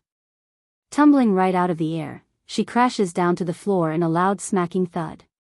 Blood spewed out of her mouth as a result of the impacting injury. Girl, I like to see how far you can get with your measly strength. Bai Yan did not respond to the threat, only grasping heavily to her Godslayer while using those watchful eyes to keep a wary look at the enemy in front. But then an idea hit her again upon noticing something. Sneering in her voice, if you're going to kill me anyways, then why not tell me the truth? This way I can at least die without grievance. Cracking a laugh at the woman, Ning Yuan happily obliged over those sweet words. All right, I don't mind at all since you're going to be a corpse soon enough. Taking a couple of steps forward, the pressure surged out of the man's body and swamped over Bai Yan's face and made her flinch. I have no grudge against her, on the contrary, Bai Ning's the woman of my world, I love her. When speaking about his greatest desire, the man gradually lost the murderous intent in his eyes and replaced it with gentle kindness, a sight Bai Yan didn't expect to see from the person. I fell in love with her at first sight years ago. At the time she had just given birth to a daughter not long and sent the baby away. Apparently she was being pursued by some enemy, and that's when I picked her up by passing through. A gleam seems to glow out of his eyes when recalling the past tale. Bai Ning's admirer, 3, but she just won't forget about the other person, always longing for him despite not remembering his name. Why? I've stayed by her side for so long, and I don't even mind if she's married before and with a child. Why won't she accept me? Against that logic, Bai Yan only wanted to snicker a sneer due to how shameless it was. So that's how you assume things? Just because you don't mind, she must marry you then? If I were in her shoe, I wouldn't want to accept a narrow-minded person like you either. You shut up. Ning Yuan snaps back, his eyes spewing glares of fire. You think just because you're her daughter that you're the same? I did so much for her, why wouldn't she be moved? Furthermore, because of her, I ended up having a baby with another woman. Pricking her brow in surprise, Bai Yan didn't expect an excuse like that. She made you have a baby with another woman? That's right. Ning Yuan seemingly couldn't grasp the outrageous logic there and clenched up his face with gritted teeth. That day I was hurt by her denial and mistakenly got myself drunk into bed with another tramp. Originally the experience didn't mean anything, but that harlot bore my child. And then she accused me of being irresponsible. Due to that reasoning, I ended up marrying that whore for her sake. Thankfully Ninger lost all her memories at one point. I still have a chance. Bai Yan's sneering mockery only grew deeper after hearing all that nonsense. Now let me get this straight. You getting drunk and then sleeping with another woman is my mother's fault? Then getting another person pregnant is also my mother's fault? That's the first time I heard something so outrageously stupid. Just admit it, you are nothing but a disgrace that uses the other sex for your own self-indulgence. My mother never had you in her heart and she never will. Going stiff after being pointed out with the truth, Ning Yuan snaps back with crumbling insanity. "You filthy bitch. If you keep talking nonsense then I'll kill you now." Ticking the corner of her lip into a snarl now. "What, just because I'm speaking the truth? You're only lashing out because you know I'm right." Boom. Raging out with power, the man locks onto Bai Yen with glares of red and death. Die. Whether it be because of her relationship with Ninger, or the words she said just now, this girl must die. Under the barrage of hits coming down from above, Bai Yan's body went flying backwards again until it slammed into a huge oak tree. As a result of the pain, she could barely keep the air inside her lungs at this point. Even so, this woman who never backed down in her life continues to resist, standing up and continuing to confront the man's pressure. "I wasn't certain if Bai Ning is my mother or not earlier, but now I can say for sure she is. Don't worry, I will live to see her, and in this lifetime, you won't ever get another chance to meet her again." The woman's voice remains unyielding as ever, a fitting stance for someone so stubborn and proud. "Shut up, you shut up." Perhaps it's panic or fear of what might occur from the promise of the woman, Ning Yuan's attacks grew more powerful with each hit he threw out, yet. Unlike the last assault, Bai Yan's figure never once took a step back, not one. Bai Ning's admirer, for Ning Yuan may not want to let this woman in front of himself live, but not even he could ignore how persistent the lady was by rooting herself to the spot. "What a shame, if you weren't related to Ninger then I might have accepted you as my apprentice. But you are, and for that, you can't live. She belongs to me in this life." When proclaiming this, a look of madness gripped the man's face like he's lost it. Huffing a grunt at the shamelessness, "You think just because you wish it that you will be able to stop her from returning to her family? Aside from me, there are many others looking for her. One day my father too will find her." Wordless at the notion, Ning Yuan flared red and reappeared before Bai Yan's face, his hand tightly clenching the lady's collar like a lunatic. "Tell me, where the hell is that man? If I kill him then no one can take her." Naturally she wouldn't spill the beans and mocked him some more with her smirk. "Damn wench, if you don't tell me then I will make you suffer more than death. So what's the plan here by provoking someone that's lost all reasoning?" If it was earlier then Bai Yen wouldn't have any of course, however, that changed the moment she crashed into the oak tree. Just now the bond between her and the old goat has reconnected, meaning she's able to call her two familiars over. Time, that's what she needed, and that's exactly why she's stalling. "If you want to know then why not ask my mother instead?" Ho ho. A snarling growl filled Ning Yuan's lip. "If she was willing to say then she would have told me before she lost her memory. Now I got no way to find out because she can't even remember. I'm giving you one more chance, tell me now." Leaning against the stump of the fallen oak, Bai Yen didn't care and closed her eyes to allow the man free range to wrangle her collar.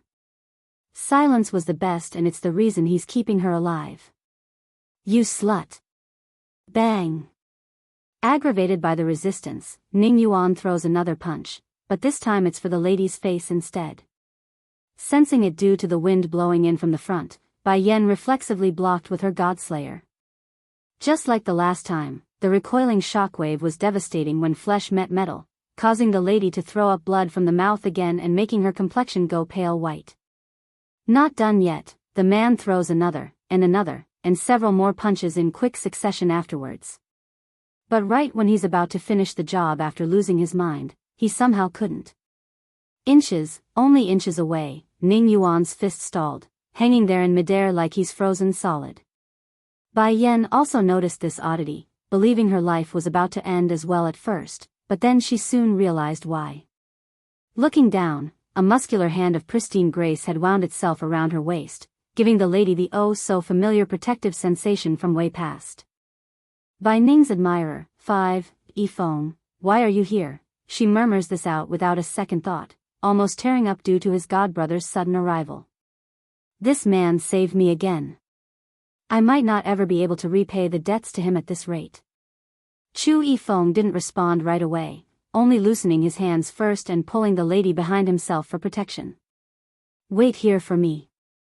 After saying that, the picturesque man then locks onto the foolish foe who still doesn't understand who the interloper was.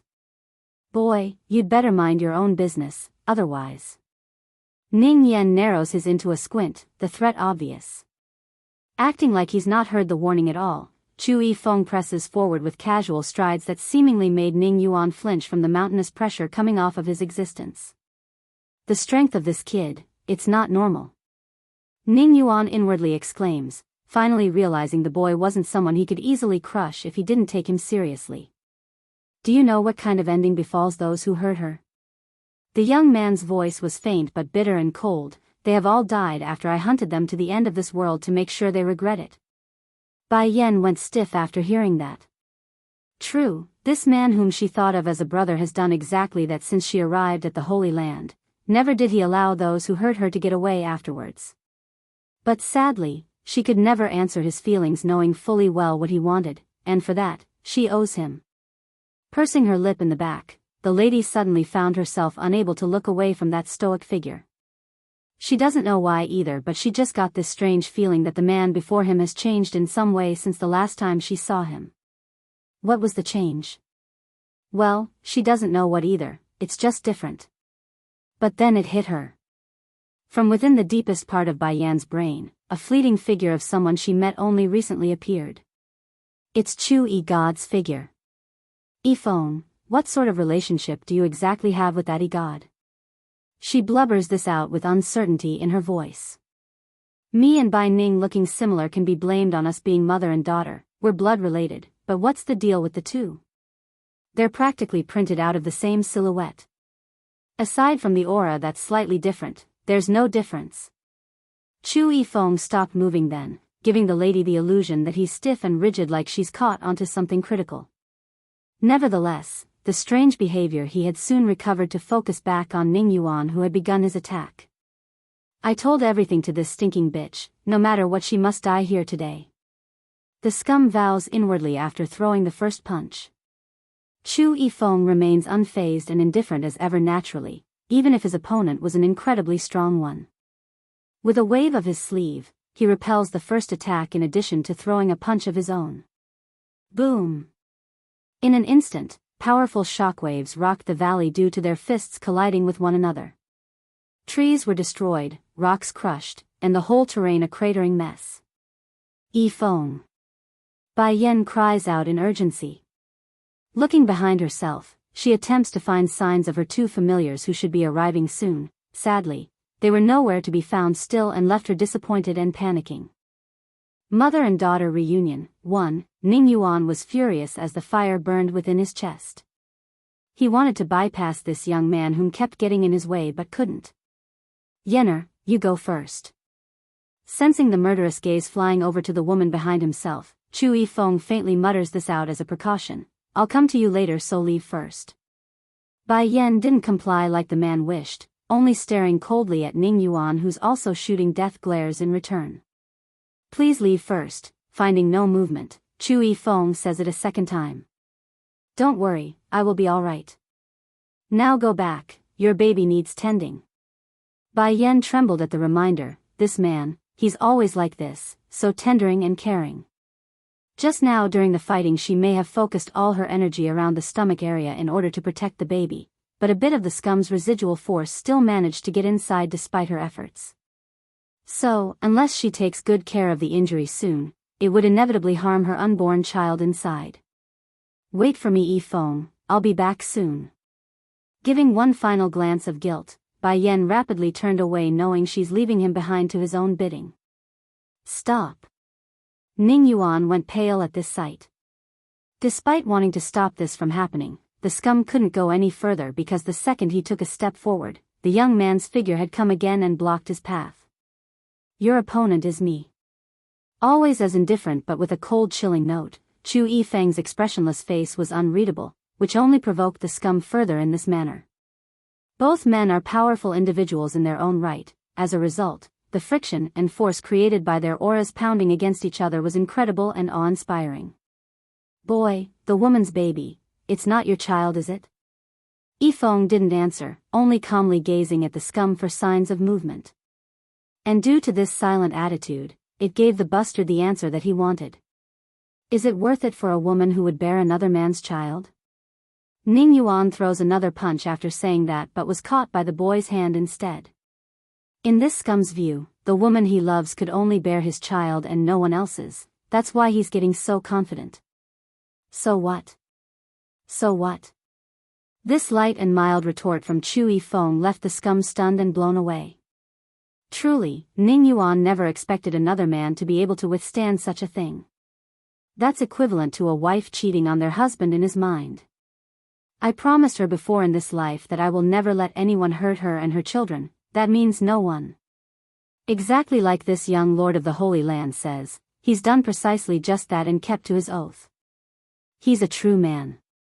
So, as if making a statement, the grip around Chu Yifeng's hand tightens again, creating a crunching sound against the scum's fist.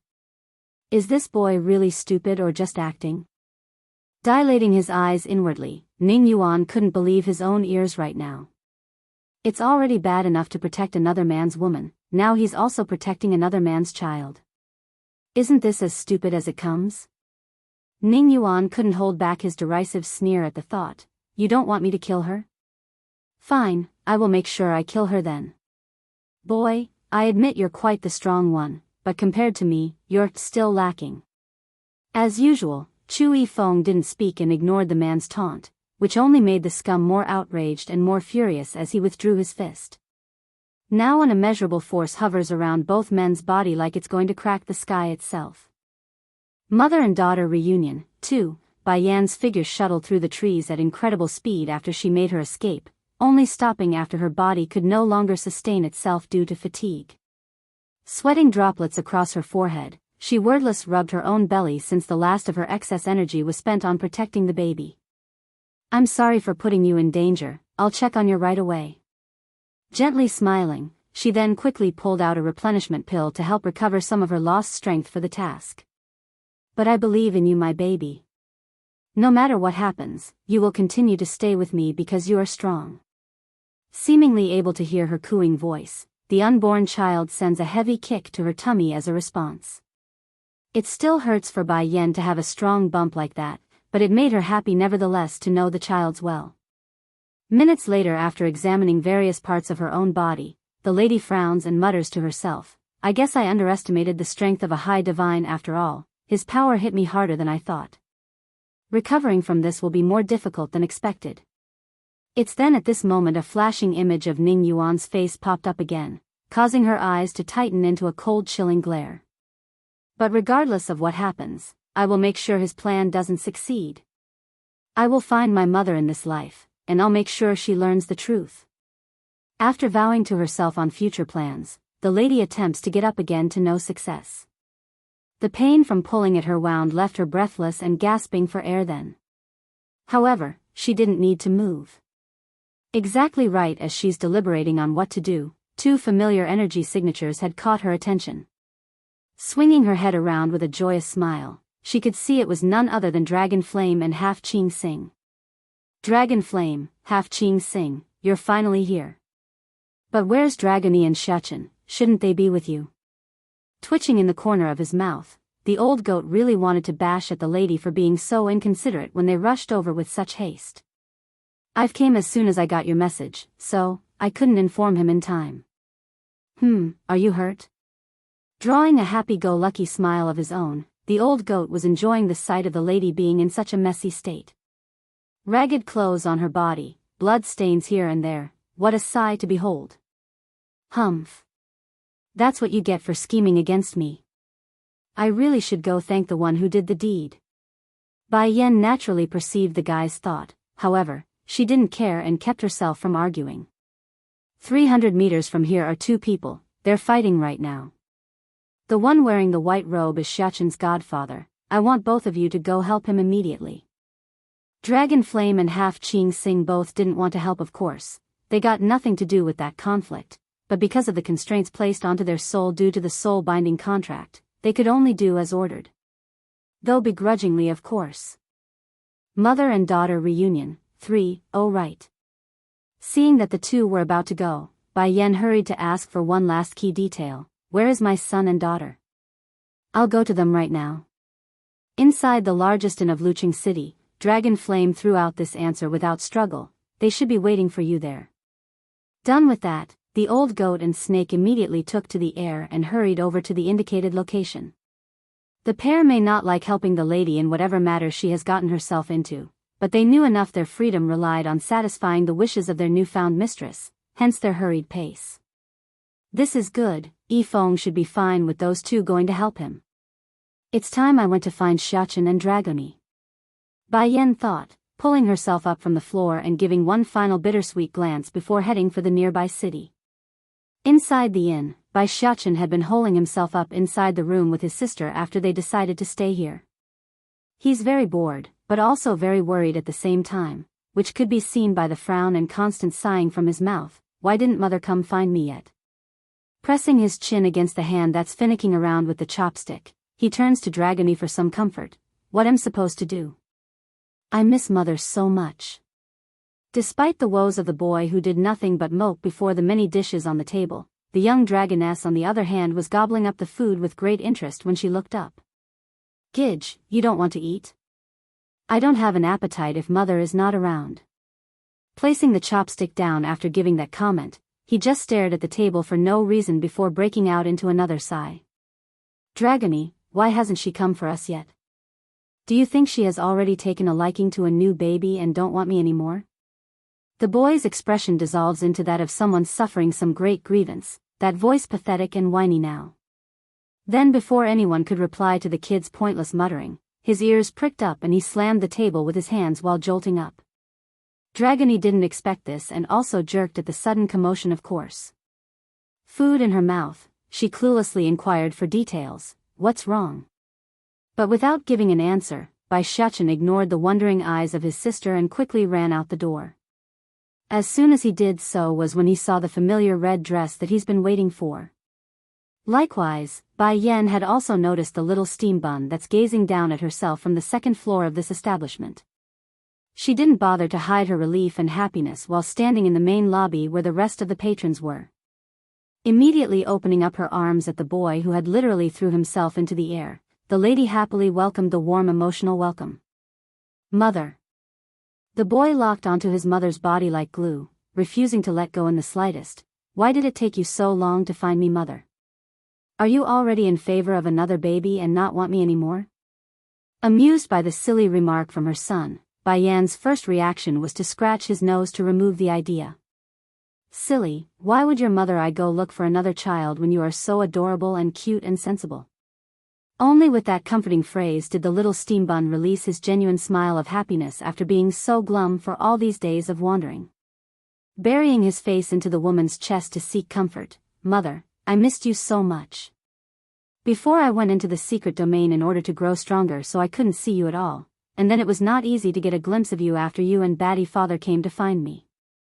In total I barely got to be with you for more than a few days in the past few months. Mother and daughter reunion, 4. One hand wounding tightly around the boy's tiny body, the other around his head, Bai Yan heavily hugged her son to no end in order to make up for their separation. And as if to answer her calling, Dragoni had also ran down from the stairs by then, her face just as excited as the boy but with 2 braids flinging up and down due to all her running. Dragoni, I'm here now. At first the little missy was still standing in front of her own godmother in a dumb dazed state due to how suddenly she arrived at their place. But that instantly changed and evolved into a honey-sweet smile as she pounced as well upon coming back to reality. Now it was Bai Yan who was taken aback by how much these 2 kids were attaching themselves to her. Truly, she never expected they would miss her to such an extent. Looks like I was wrong from the very start. Making them wait at the demon realm wouldn't have worked from the beginning considering Xiachen's clingy personality. I should have expected this.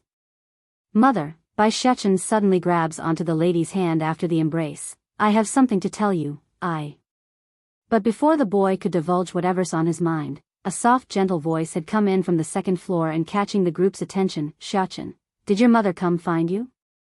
Drawn by the signature of that voice, Bai Yan turns to look upwards and was rewarded with the familiar blue dress and face from not long ago. To say the person was a body double of herself wasn't an understatement. Likewise, Bai Ning also did the same in this case.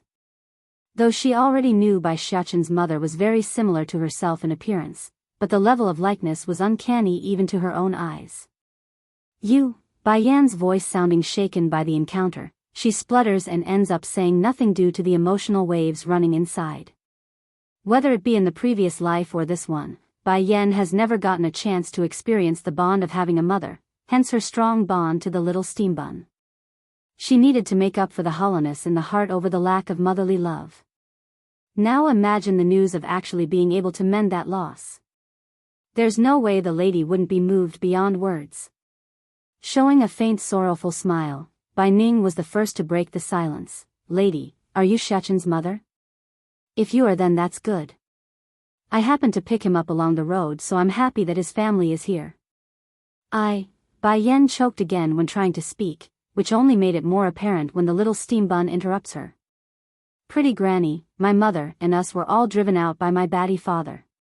We got nowhere else to stay, so can you take us all in? Only then did the stunned-looking Bai Yan recover from her initial excitement. Frowning at his little boy, Shechen. Does your father know that you're framing him like this? Naturally, the boy knew exactly what his mother was indicating to with her questioning face, but didn't care. Showing teary eyes, the kid continues to stare at his grandmother for help. Meanwhile, on the other end, Bai Ning was lighting up at being begged to let them stay.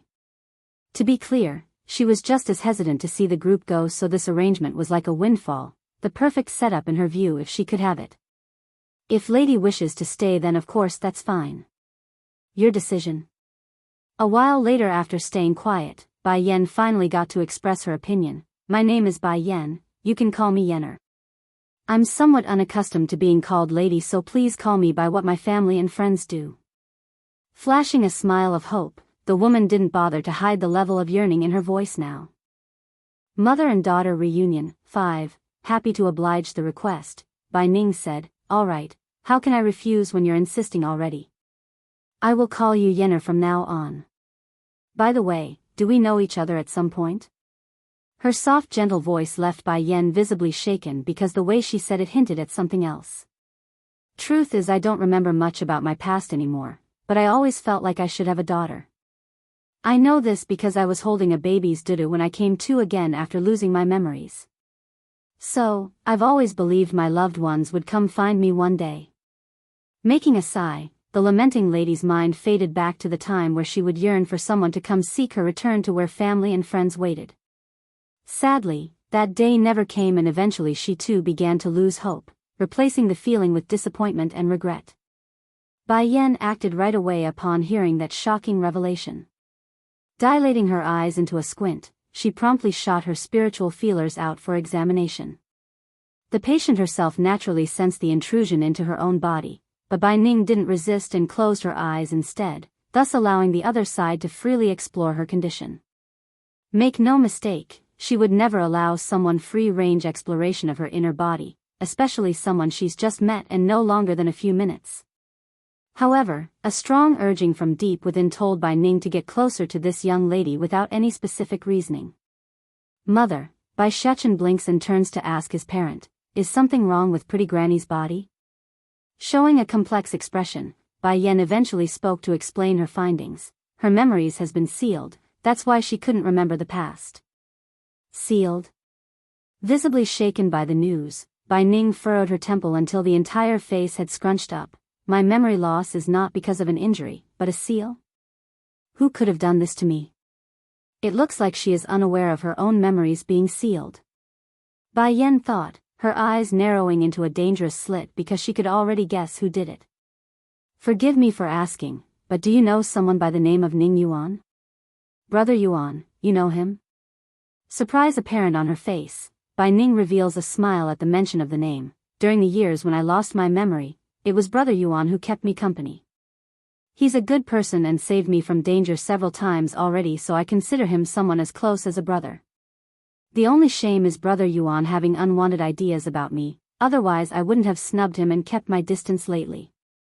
Bai Yan could see the sort of face her mother made at the mention of that scum, that's why she held back on saying more than it's required right now. Trying to poke at someone who's made such good memories in someone that has lost their past wouldn't be a wise choice. In fact, it could ruin her own chances of taking back her own mother before their relationship could even begin. Auntie Ning. Dun dun dun. A series of running steps unloaded between the stairs, followed closely by the appearance of a beautiful-looking young girl hovering on the petite's eyes. Though that face was innocent and kind-looking on the surface, but the dirty light in those eyes couldn't be completely hidden when skimming over the kids in that moment. "Auntie Ning, this lady is..." "Oh, her name is Bai Yan, Xiaoqin's mother." Bai Ning didn't know why either, but she just didn't want to make the introduction, hence the faint frown on her face when speaking. Mother and daughter reunion, 6, Yenner, this is Ning Yu, Ning Yuan's daughter. Bai Ning also introduces the petite girl after composing herself, but that's all, a simple introduction without any extra detail of someone happy to do so. Ning Yuan's daughter? Without bothering to hide the negative opinion of the girl upon remembering the scum's attempt at her own life, Bai Yan's face definitely fell on the negative side of the scale. Sister Bai Yan, Ning Yu naturally didn't miss the behavior but nevertheless kept to her smile. Heck, she even managed to hide her disgust at the other side entirely when speaking this time. Xiaoqin is a very cute child. Although I like him a lot and can't bear to see him go, but you are his family, so it's only right he leaves with you. Humph. Throwing shots then was none other than Dragony, who's been listening from one side. She's very unhappy and openly snorted. The girl clearly called us little beggars before and wanted to get rid of us. Talk about disgusting to change face that quickly. "Oh, I forgot to tell you this," soft and light-spoken, Bai Ning's voice didn't hide the happiness in there when explaining. "Yenner is going to be staying with us for the time being, so Xiaoqin and Dragony aren't leaving." One could literally see Ning Yu's face drop into an icicle white during that moment. It just couldn't be helped. The petite girl was actually quite happy inside when she realized the mother of these two brats were here, yet instead of getting rid of them both, there's going to be another one added? What's worse was the face of this supposed lady called Bai Yan. How could she be so similar in appearance? Suddenly, an idea flashed within Ning Yu's mind, causing her eyes to stare out in horror. It can't be. Is she? Is this lady Auntie Ning's daughter? The more she thought about the idea, the more Ning Yu felt it to be the case. However, the second she noticed the added attention of her Auntie Ning from the side, the petite girl immediately reverted back to her jolly-go-happy face. "That's wonderful. Does that mean I will have a sister from now on? Auntie Ning, you can't forget about me just because Sister Bai Yan is around." After throwing that out there, the girl promptly hooked her arms around Bai Ning's in a playful manner, her face acting all innocent and cute. In her own defense, the performance definitely hit the mark there, which could be seen in the appeased face of her Auntie Ning's. "Yenner, you must have worked really hard in order to find your way here to these kids. First take a rest at this inn. Don't worry, if your terrible husband comes around then I'll throw him out with the broom." Bai Yan's face visible went black in that second and turned to eye her boy for some answer. In response, Bai Xiaoqin only stuck his tongue out in guilty conscience because he's obviously been caught red-handed. Bai Yan had wanted to address mother like she should but quickly remembered to stop herself. Changing her words, "Auntie Ning, I will take Xiaoqin and Dragony to rest first." Despite her efforts to remain silent on the secret, Bai Ning's ear wasn't one to be fooled so easily. Freezing up with an amazed look, the woman in blue snatches on like someone catching a lifeline. "What did you just call me?" Hesitant in her voice, "Auntie Ning?" "No, not that, the word earlier." "Did you call me mother?" Truly, this woman who lost her memories didn't know why she's acting this way either. She's just... Well, she just could hold herself back and began to weep. Ning Yuan and his daughter's scheme. 1. Pretty Granny. Bai Xiaoqin draws a huge innocent smile then. "My mother never met our grandmother when she was young, that's why she called that out after meeting you. She found you two similar in appearance and couldn't help it." "Pretty Granny, why don't you become our grandmother for real? That would be wonderful if so." The little guy's big blue eye was bright and twinkling with stars, a huge contrast to that deep black eye which still gave off an eerie chill when met. Bai Ning's heart trembled at the explanation. Silently raising her head to meet Bai Yan's, the voice in her throat carried a trace of caution and nervousness, like what she's about to say would either ruin this meeting or bring it to a higher level. "Yenner, since we are so well fated, would you be willing to be my goddaughter?" There's no question in the lady's mind that Ning Yu has been faithfully following herself for many years, but it doesn't the fact that the hollowness in her heart couldn't be filled by this child. Now this was where Bai Yen and her son came in.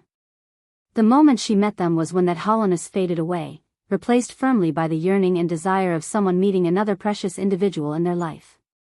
This feeling was indescribable and difficult to ignore. Auntie Ning. Ningyu finally lost it, her nails deeply piercing into her own palm at the way the situation was heading for. Based on what? Based on what can this woman and her 2 kids steal my Auntie Ning? What right do they have to steal someone else's important person? Despite the outcry, Bai Ning continues to remain oblivious to the effects of her own words. It's crushing the petite girl inside. It's not like the lady was being cruel on this matter, she's just too fearful of being rejected right now by the one person whom she yearns for the most. Likewise, Bai Yen also felt that connection right now, making her all emotional as her hands pressed against her own chest. Is this what they call mother and daughter bond?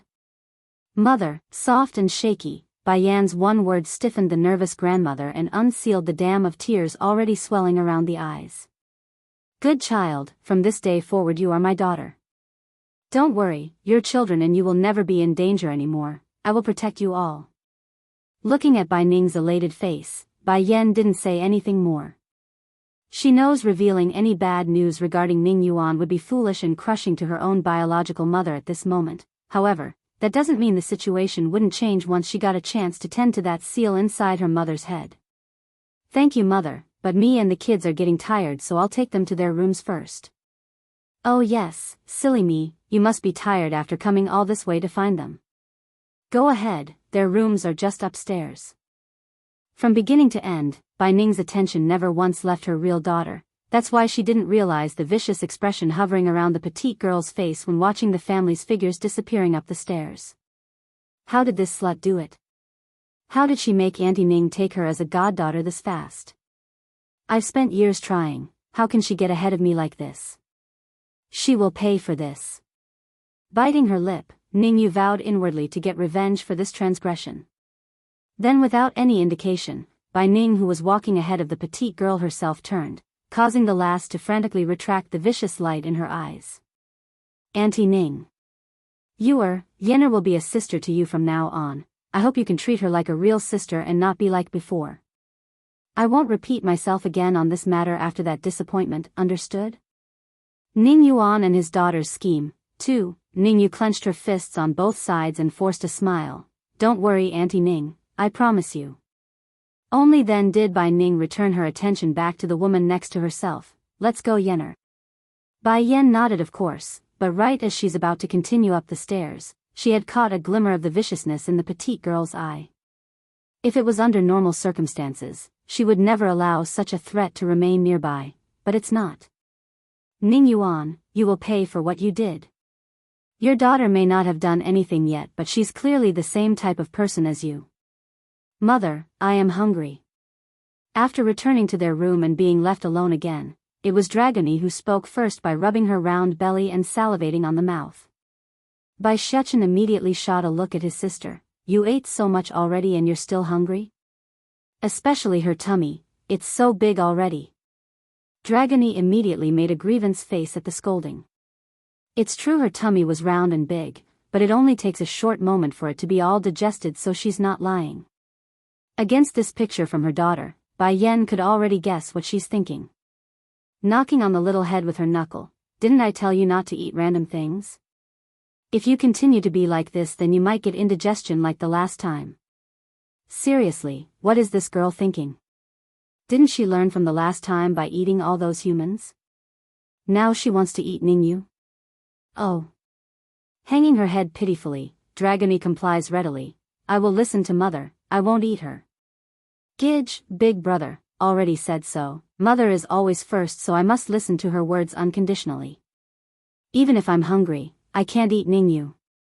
Not long after the small interaction inside their room, two familiar energy signatures had caught Bai Yan's attention while they were resting. It was half Qing Xing and Dragon Flame who has returned from their mission. Feeling a heavy weight lift off her shoulder, the lady urgently wanted some news. How did it go? Did Yifeng suffer any injury? As soon as Chu Yifeng's name popped up was when the little steambun's eyes lit up. hurrying to pull at his mother's arm for information. "Mother, is Godfather here? Where is he? I miss him a lot."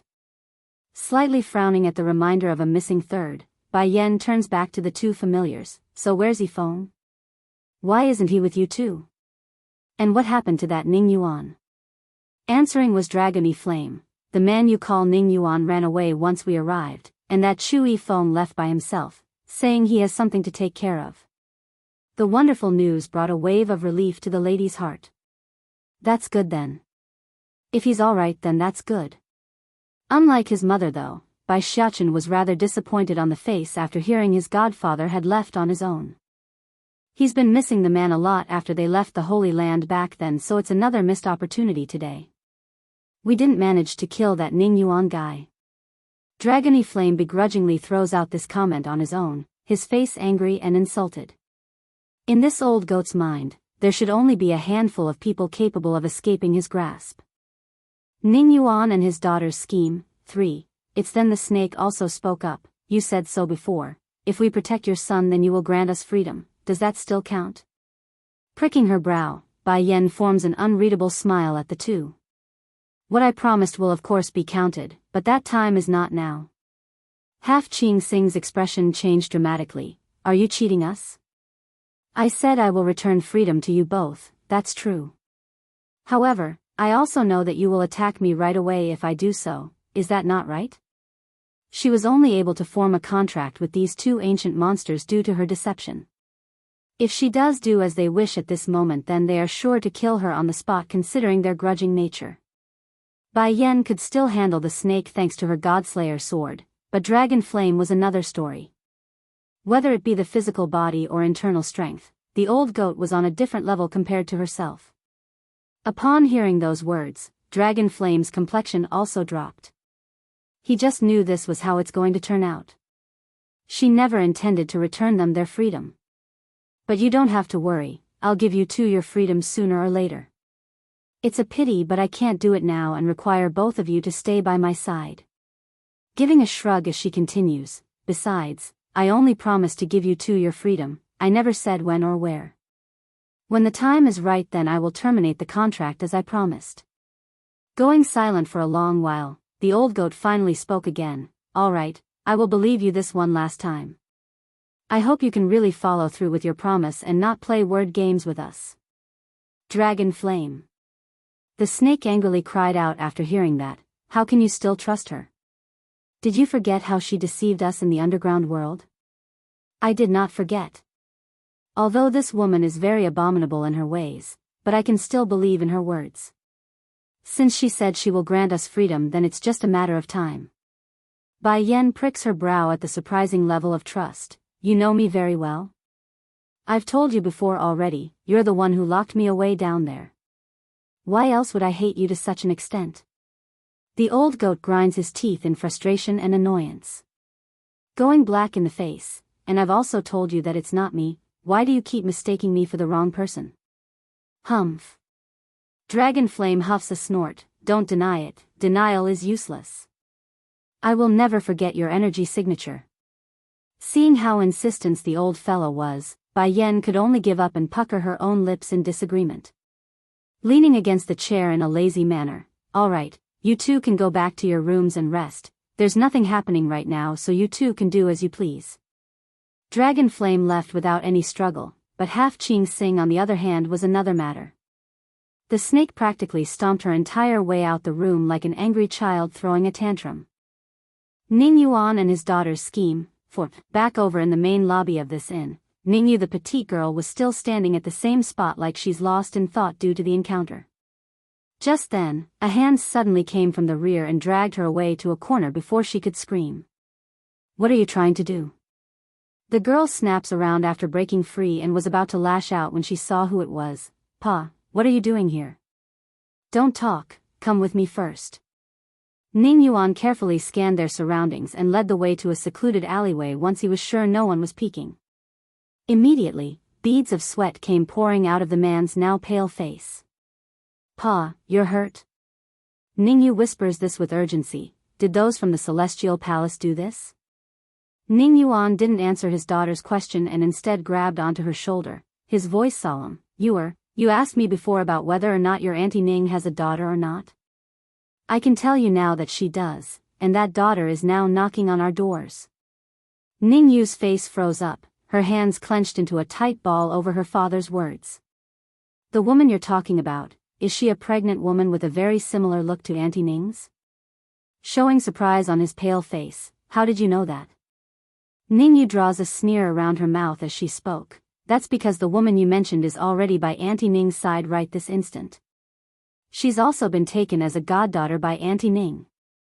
Pa, I worked for so many years trying to get that title, and now it's been stolen away by some bitch who came out of nowhere. In this petite girl's view, only she was qualified to be by Ning's daughter. One for the long years of loyalty and persistence, the other granted by the fact that she's been by the lady's side since she was but a baby. There's no way she would relent to a biological daughter that abandoned her Auntie Ning. That slut is only coming to find Auntie Ning because she saw how strong she has become. What a shameless bitch. I will not let her have her way.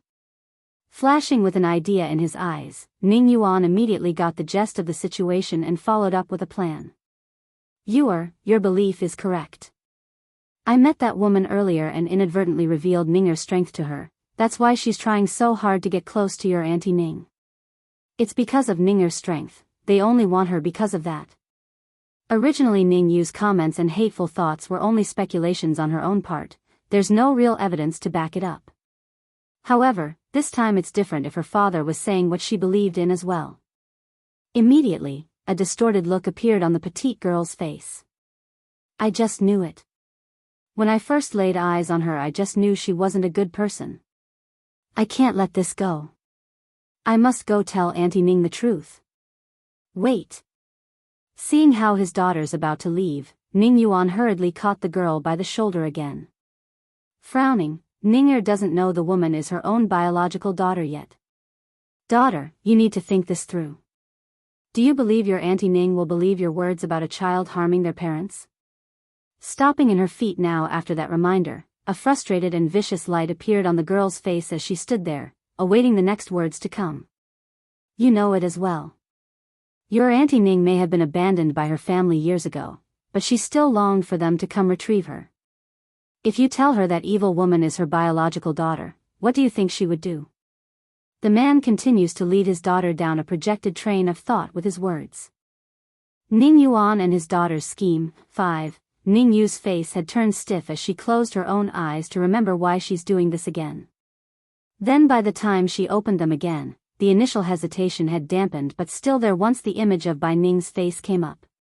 Pa, you are right, even if those people make a bigger mistake, Auntie Ning will still forgive them, otherwise why else would she continue to yearn for those wolves for all these years? I have to let Auntie Ning become disappointed in that woman. I will save her.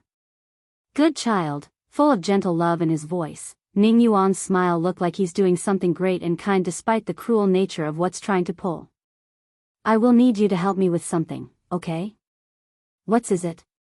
Ning Yu asks with willingness in her voice. As long as it's to help take down Auntie Ning's daughter then I'm willing to do anything. I have here a poison, you will go sneak this to that woman and get her to eat it. She will die for sure afterwards. Poison? Stunned for a second, Ning Yu silently stares down at the green beady little thing in her father's hand. Slightly panicking in her voice, Pa, what if Auntie Ning finds out about this? If she finds out then she will hate me for sure. You know it as well Pa, I never had a mother since I was born, I can't afford to have her hate me. She was indeed very willing to deal with the likes of Bai Yen and her brats, but that's only to the extent of shaming them with misunderstanding and misunderstanding. That way they would leave on their own and she herself not taking any risk. Now she's supposed to put her head on the line? Unsure and not knowing what to do, the girl tries to deflect the idea. Pa, I don't think this is the way to go.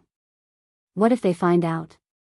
How about I lure her outside and you kill her instead? Now it was the scum's turn to go stiff in the face over the proposal. It's true in his opinion Bai Yen wasn't as strong as him in person, but there are too many capable talents around the lady. Take his injuries here for example, it was done in by that group. Now his daughter wants him to attack the woman instead? As if he had the guts.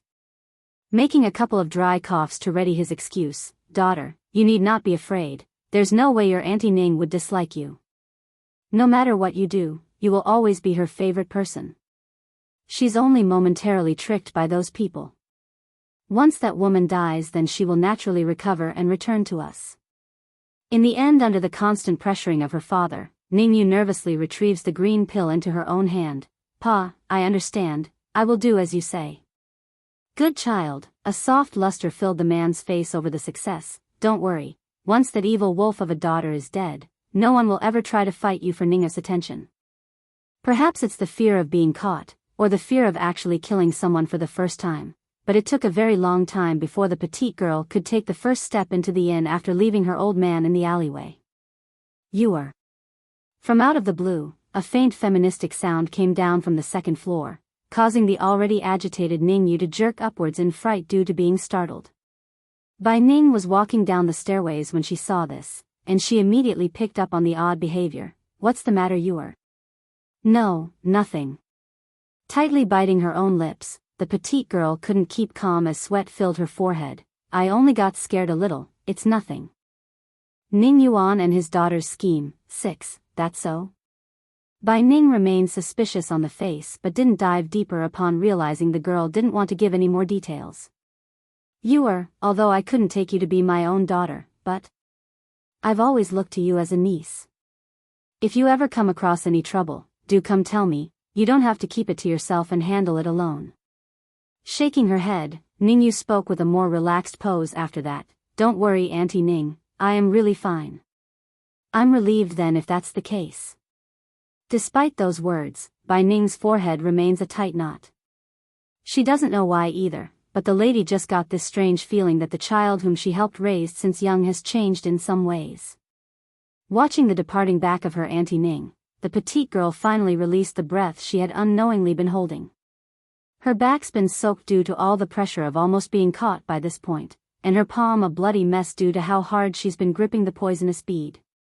In the end, Ningyu only shot a final glance towards Bai Yan's room before she too returned to her own, and this time, she didn't keep the poison out in the open. Instead, she hid it well away so there's no chance for others to accidentally come across it. Tapping the table in her room after some more thought, Pa's plan is too dangerous and risky in the end. "I can't do it. Although Auntie Ning pampers me, but I can tell she's extremely fond of that brat and will go a long way for him. If she ever finds out I tried to poison them, then she will never let me go." Even though the urge to remove that woman was still there, but Ningyu could say for certain to herself she doesn't have the guts to murder someone yet. Therefore, the only method for this girl was to use alternative methods. "Bai Yan, Auntie Ning is mine, and if you dare rob her from me, then I won't spare you." Punching the table, the girl's aura was all cold and sinister as she walked out the door and disappeared from the inn. Next day. The morning light was just right at this timing, allowing the beams of brightness to shine through the window and onto Bai Yan's beautiful face. Faintly opening her eyes over the glimmer, she eventually noticed the two cuddly kittens snuggling against her arm. Pleased by this warm picture, she pulls them closer for further snuggles to only disturb the boy who's still asleep. "Mother," awakened by the movement, Bai Shachen mutters this as he rubbed his dozy eyes. "Me and Dragony wanted to snuggle with you, so we came on our own. You wouldn't be mad, right? Did we end up squeezing the baby in your belly? If she's hurt, then I'm going to be distressed."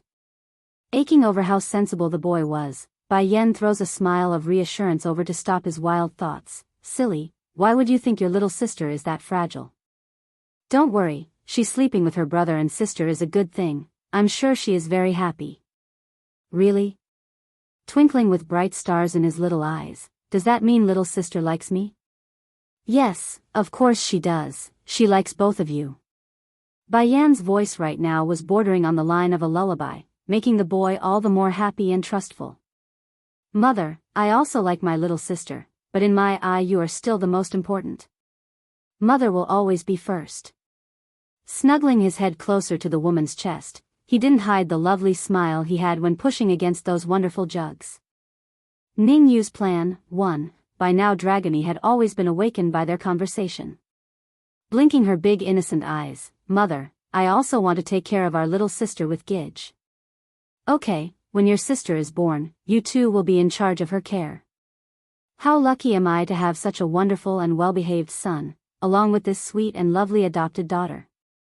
These two children, sometimes they really make my heart ache due to how sensible they are. Suddenly, loud ruckus caught the lady's attention from the outside. Originally she didn't want to get involved, but that sound only grew bigger and bigger, which made her face furrow up. Mother, Shechin clings onto his mother's hand and stared at the doors. What's going on out there? Wait here for me with your sister, I'll be right back after I go see. After giving this instruction, she then went ahead to get up from bed and head outside. Main lobby of the inn. By the time Bai Yan made it downstairs, the ruckus had mostly drawn a crowd to the scene, and that's what she walked into. There's a middle-aged madam currently shouting her lungs out at Bai Ning, who couldn't make a peep in return, only standing there flushed and embarrassed. Mother, what's going on here? But before an answer could come out to answer the question, the dirty-looking madam suddenly rushed over, trying to grab hold of Bai Yan's arm. Scram!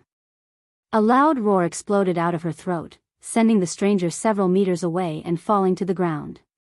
This powerful reaction absolutely stunned the dirty-looking madam, leaving her choked for words and looking over to Ningyu for instructions. Honestly, the madam never expected her target to be so grumpy and temperamental. That's not what she was told. Nevertheless, money was money. Since she's taken the money, then it's only right she continued to act. After a quick struggle to get up, she angrily points her finger at Bai Yan's face like she's suffering some great grievance. Of course, the stranger made sure to keep some distance from Bai Yan. That fall didn't just make a scratch, it left quite a bruise on her, but also. You little thing, did you think I wouldn't recognize you just because you took a cosmetic Dan pill? Don't forget, that pill was given to you by me. Cosmetic Dan pill? A bit taken aback by that accusation, Bai Yan had to take a good second to take that in. Huh? When did I change my face? You are. Originally she wanted to ask if the madam's mistaken her for someone else, but before a word could come out of her tongue, the madam began to shoot out slurs and curses after curses. You stinking girl, I am your mother, you won't even recognize your own mother now? Like a thunderbolt, Bai Yan's face became dumbfounded. She just couldn't believe what she's hearing. When did I have a mother? And, narrowing her eyes into a slit, Bai Yan didn't miss the constant exchange of signals between the madam and Ningyu. That's when she got it. Raising a smirk, you say you are my mother, what evidence do you have? The middle-aged madam stared angrily at being called a liar. Your face, it's just like hers, that's the greatest evidence. You two have no blood relationship, so why do you look so similar to her then? Obviously it's because you took a cosmetic Dan pill to change your face. Even more people had gathered into the crowd by this point, therefore when they heard this claim, all eyes were locked onto Bai Yan with contempt in their Ningyu's plan, too, in their eyes, a person who doesn't even recognize their own mother was as bad as it comes for a scumbag. Finding support from the masses, the middle-aged madam that looked both dirty and haggard became more full of herself. Puffing up her chest, those like you who only recognize a godmother and forget their own real mother is going to face retribution if you don't change your ways. After throwing that out there, the stranger then turns to glare at Bai Ning, and you, are you blind or what? Do you think just because she's similar to you in appearance that it's fate? Only a fool would think such a thing is coincidental. Bai Ning's eyes gradually turned cold after that outburst, and you think it's not? Of course not. A while back I inadvertently came across a cosmetic Dan pill. It can allow the user to change their face according to what they imagine upon us. Huffing deeply like she's exasperated by the memory, the madam borderline growled at Bai Yan's face, then this girl. She somehow got wind of you and the forces under your control. She wanted to become your daughter, that's why she stole the pill from underneath my eye. The purpose is to take control of your powers. Bai Ning didn't reply to that, nor did Bai Yan in this case. It's just that. While Bai Yan herself didn't speak to defend herself, those hands had involuntarily clenched into a tight ball with sweat covering it. She could honestly say she's never been afraid in this lifetime, even during her time alone. However, this time she's obviously feeling panic inside. For one thing, the lady herself had plenty of methods to prove herself innocent, but that's not the issue here. What if her real mother Bai Ning doesn't believe her? What would Bai Yan do then? It's torture, plain and simple, pure torture. Fully understanding it's her time to shine, Ning Yu steps forward like an indignant daughter trying to protect her own mother. Don't say that about my Auntie Ning. She's a kind-hearted woman who has a big heart and would believe anyone if they are true to her. She has nothing to do with this matter. If you say another sentence about my Auntie Ning, then I won't let you go. The middle-aged madam obviously got the signal and knew it's time to move on to the second phase of their plan. Softening up in her voice towards Bai Ning, you really are a foolish one. You got such a nice girl here and you don't cherish, instead you turn your kindness towards a wolf who would abandon their own mother. I ask you, what sort of sincerity could such a person have towards you? The onlookers also seemed to feel the same way after hearing that logic. Immediately, nods were shared among the crowd. That's right, a person who would change their own face just to recognize an adopted mother and ignore their real one couldn't be a good individual. This girl really can't be judged by her face. Oh wait, that's not her real one. I know, right? I think the smaller girl over there is quite nice. She knows how to protect their loved ones. A daughter should be like that. Taking this chance, Ning Yu dropped her face downwards in a dejected manner, similar to an innocent someone suffering due to the circumstances. It's only right for a daughter to be their mother's intimate little cotton wool. Even if Auntie Ning won't consider me her biological daughter, I have long taken her as mine. I never had a mother since I was young, so my feelings towards her are pure, unlike others who came with ulterior motives. After saying that, Ning Yu's eyes had turned red when glaring at Bai Yan, the anger and hatred unconcealed and upfront. Ning Yu's plan, 3, Bai Yan's gaze met with Bai Ning's then. In that moment, she could feel her heart sinking due to the darkening expression in her mother's face. She doesn't believe me? Growing bittersweet on the face over the thought. Perhaps, me not telling her about Ning Yuan is the right choice. After all, compared to them who has stayed with her all these years, I am still just a stranger. Suddenly, a hand gentle lands onto Bai Yan's shoulder, causing her to stiffen up and look up. Ning Yu's touch of had anger disappeared following that gesture, replaced only by the look of dismay and surprise over her Auntie Ning's behavior. You think I favor this girl just because of her face being similar to me? Bai Ning spoke mildly, like the whole thing didn't affect her in the least. That's not true. I like her because she gives me a very comfortable feeling like someone I know in the past, and not because of her face. Ning Yu's heart trembled at that. Pursing her lip until blood's almost seeping out, but Auntie Ning, her biological mother, is already knocking at the door. I'm only saying that because I'm afraid of you being deceived by her. Biological mother? Bai Ning said it with such sarcasm that it's vicious sounding. Turning to the madam in question, you say you are her real mother, where's your evidence? Do you have some sort of method to prove your blood relationship with my goddaughter? How about we test the matter by mixing your bloods and see? Humph, I'm not going to believe some random stranger's claim just because they say so. Towards the seething glare of the woman's eye, the impersonating madam instinctively cowered and fell into a panic. She was only instructed to act out the role and never given any proof to make the case. What's more, testing the issue by mixing their blood would be a dead giveaway. Gritting the teeth, the madam knew she had to get unreasonable to get through this. Mixing our blood can't prove anything. That pill doesn't just change the appearance, it also changes her body's makeup. Also, I have no enmity with her. Why would I frame her? What benefit do I gain? The logic brought on another wave of agreeing nods from the crowd. Though it's not a common occurrence to change one's body makeup with a medicinal ingredient, but there has been recorded cases in the past history books. Therefore, the liability of proof now falls back onto Bai Yan's lap. Despite this fact, Bai Ning didn't budge and reached down with her hands to hold onto her nervous daughter's hand. The act brought warmth to Bai Yan's heart, and she never felt so protected before. Genuinely smiling, Bai Yan now has the courage to step up. Mother, I can handle this matter myself. Thank you for believing in me. I will be sure to give you satisfactory answer. For her own sake, and her mother here, this lady who has never known to be the receiver of motherly love has finally awakened to the bond. You said I'm conniving after my mother's power? The middle-aged madam swiftly nodded. That's right, you are after her strength. Oh, in that case, why don't you tell me the so-called powers behind her? I'm curious and want to know. Crossing her arms, her stance was casual and strong. The demand forced the madam back again. Going slightly white in the face, the impostor had to thank Ningyu for conceiving this scenario ahead of time. This woman is able to call upon a demonic beast wielding strength superior to that of a high divine. That's why you are trying so hard to get close to her. You want to control that creature. Ningyu's plan for enlightenment seems to dawn on Bai Yan's face after that verbal exchange. Gleaming with light in her eyes, everything simply clicked into place.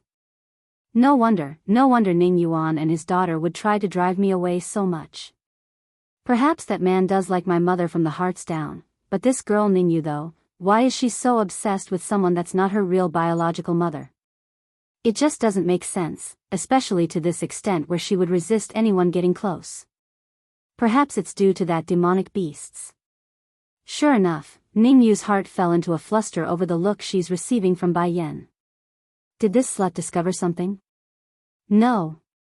She can't. Even Pa doesn't know about my secret. How did this slut see through to my thoughts? So that's why.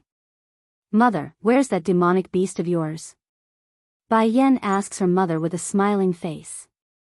Blinking her eyes at the question, he's currently injured right now and is resting in his lair. Yenner, do you want to meet him? If you do then I can take you to him. Ningyu's fist once again clenched up with her chest tightening from suffocation. It couldn't be helped. She's infuriated at the moment due to what Bai Ning said there. In the past, she has repeatedly asked to go meet that demonic beast and was refused time and time again due to the eccentric nature of that creature. But there's no way this petite girl would take that lying down considering her character, of course. That's why she secretly snuck along during one of Bai Ning's outing and learned of an amazing secret. Due to the lady's refusal to accept servitude from the creature because of how much she cherishes him from saving her life, the demonic beast nevertheless insisted on returning the debt and promised to become the familiar of Bai Ning's daughter. Of course, the emotional attachment Ningyu had for her Auntie Ning was very real too, but compounding that emotion with the benefits of controlling an incredibly powerful creature was a huge boon. That's more than enough reason for the petite girl to become possessive and territorial. And this secret desire, well, let's say the girl herself never divulged it to anyone, including her old man Ning Yuan. Okay, I will go back with you and meet that demonic beast. I can see where he's hurt and perhaps help with his injury. Bai Yan then returns her attention to the middle-aged madam with a sneer, but first I need to deal with this matter here. What are you planning to do? The madam stumbles back a few steps again. You claim to be my mother, so you should know me very well, right? Shuddering inside, the madam stutters her response over the worsening situation. How would I know? You even know about my mother's demonic beast, what wouldn't you know? Let me take a guess on what your next words are. The 2 guards I brought along, they're also given to me by you, correct? After all, my ability is so poor, so it's normal to expect that, am I right again? The madam gulped, shaking in her reply now. Well, of course. They got turned by you because you sold your body to the old one and deceived the maid I gave to you. Ningyu's plan. 5. The part about Bai Yan having these 2 escorts have already been divulged to the madam through Ningyu's mouth, hence her smooth retort just now. However, that was the trap itself, and this middle-aged woman fell directly into it. Breaking out into a chuckle, Bai Yan lays it out. This auntie, I only want to know one thing. How can you make my people submit to you considering your strength? Answer that. Nervous in her voice over how confident the other side was, the madam carefully made her stance. It's just 2 escorting guards, why can't I make them submit? I can still afford to pay them even in my state. Smirking in response, Bai Yan knew it's time she stopped messing around. Dragony Flame, Half Ching Sing, why don't you 2 come out now? Swoosh.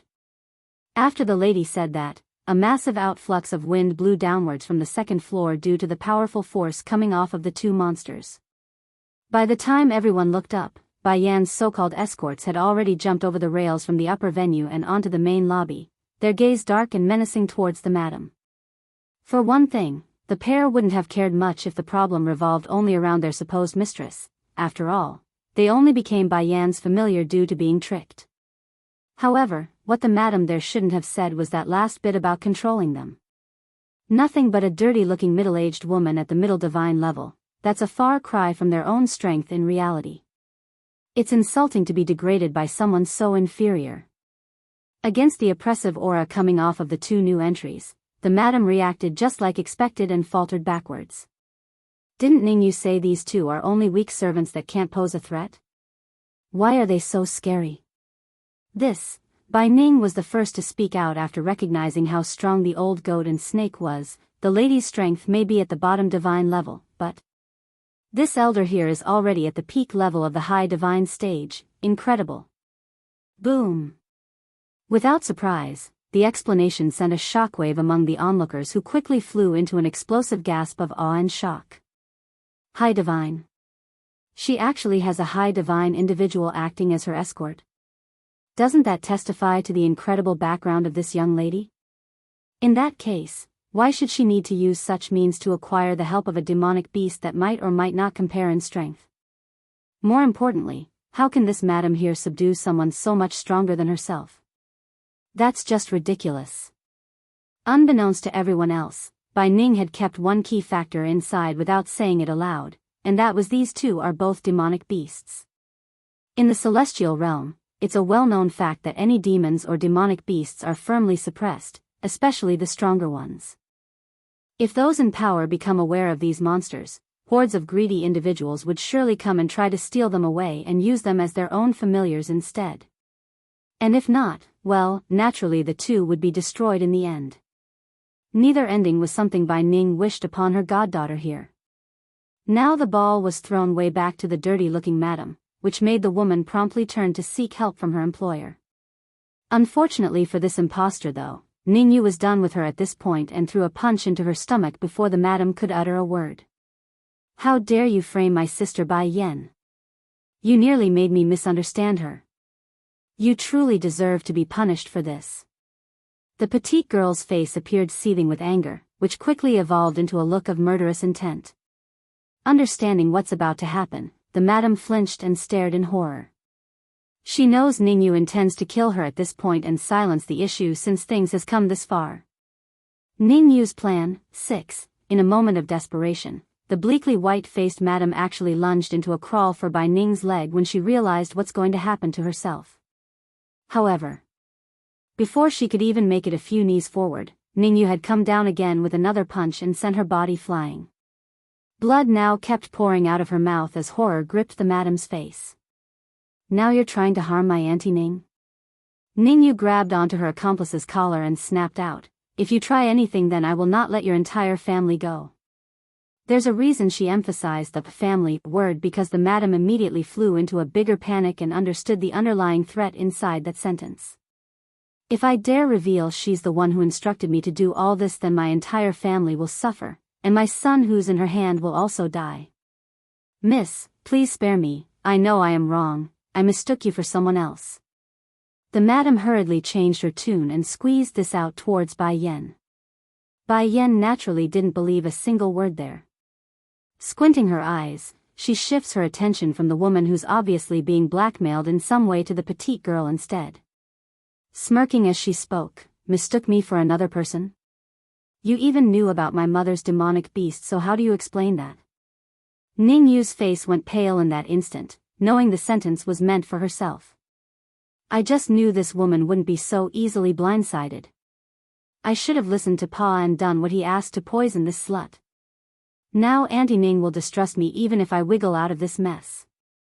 Sure enough, Bai Ning's brow began to furrow up after listening to Bai Yan's logic because there's only a couple of people who even knew of that demonic beast under her care. Specifically, the main two suspects are Ning Yuan and his daughter Ningyu. Aside from those two, she couldn't really think of anyone else. Suddenly, a dreaded idea popped into the woman's head, causing Bai Ning to tremble in disbelief and fear of the truth. It's not like this lady was a soft-hearted woman. Rather Ningyu's a child she personally oversaw her growth. To find out that the young baby has grown up to be an evil villain at heart, why wouldn't she be hurt and traumatized? No, you are wrong, the madam shakes her head and continues to force her own story. everything I did was on purpose. In that moment, a flash of determination filled the imposter's eye, like she's come to terms with her own fate. You believe no one knows about your demonic beast? You're wrong, I've long known about it. The reason I want this woman to leave is because I wanted my daughter to take her place. I knew that's the only way to trick you. Despite the self-righteous expression on the madam's face, her true feelings were quite different.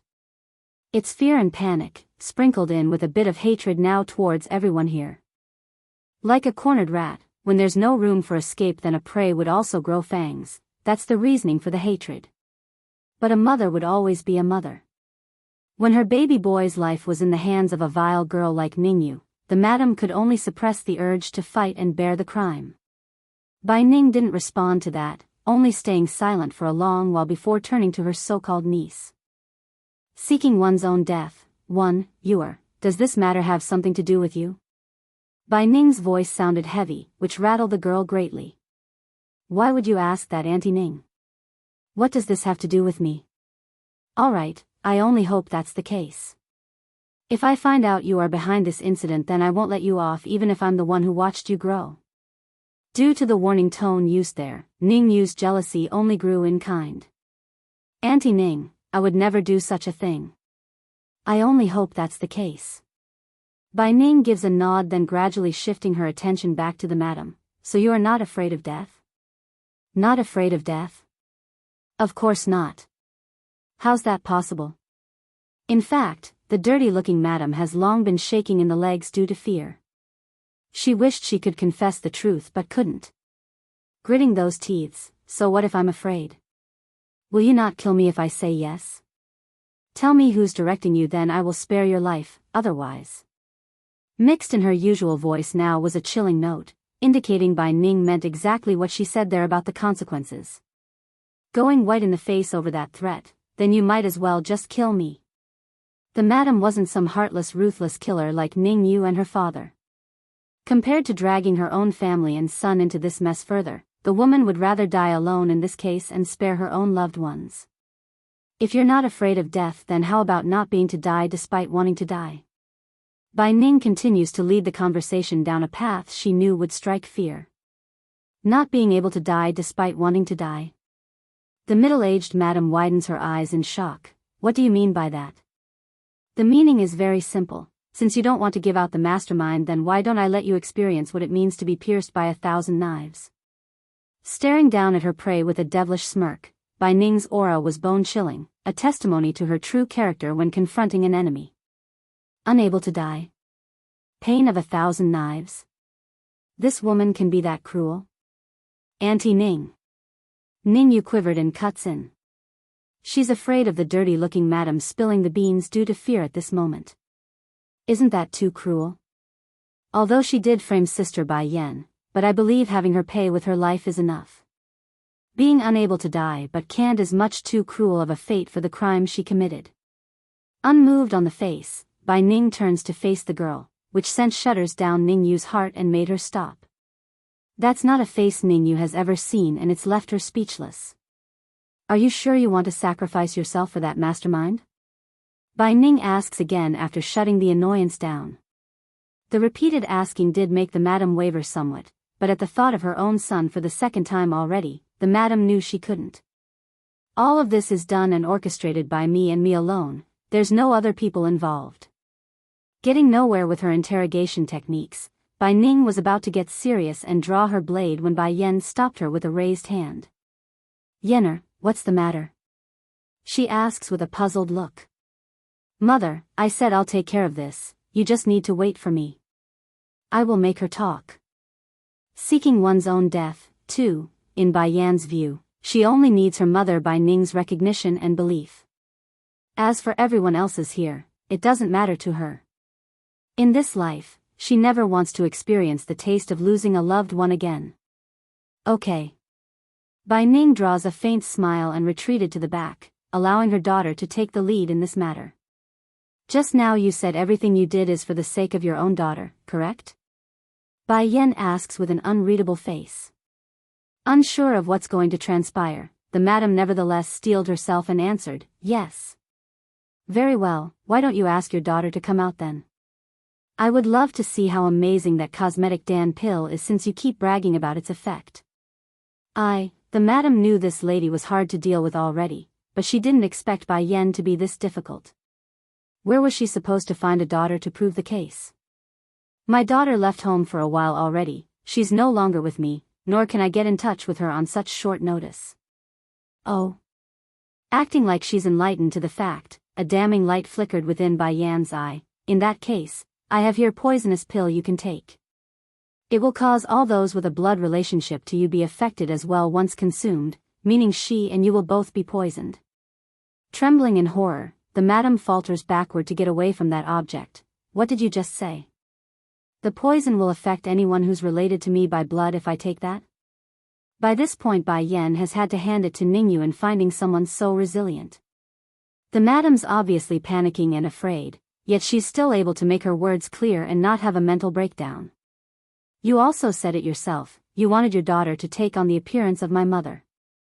As someone that's naturally blind, what if I mistakenly take your daughter as my mother someday? Wouldn't that be embarrassing? So, in order to remove that problematic issue, it's best to have your daughter die with you instead. Shrugging like it's nothing serious, Bai Yen puts on a nonchalant face and left the other side stiff as a rock. Blind? Recognize the wrong person? You might as well say you're going after my non-existent daughter instead. Why make such excuses? White in the face, does such poison really exist? Why don't you give it a try and see for yourself? Taking a step forward, Bai Yen pushes a black-looking pill forward. Frantically getting up from the floor after finding how nauseating the smell was from the bead, the madam cries out, "No, I don't want to take that poison, I don't want to harm my son. I'll speak, I'll tell you everything.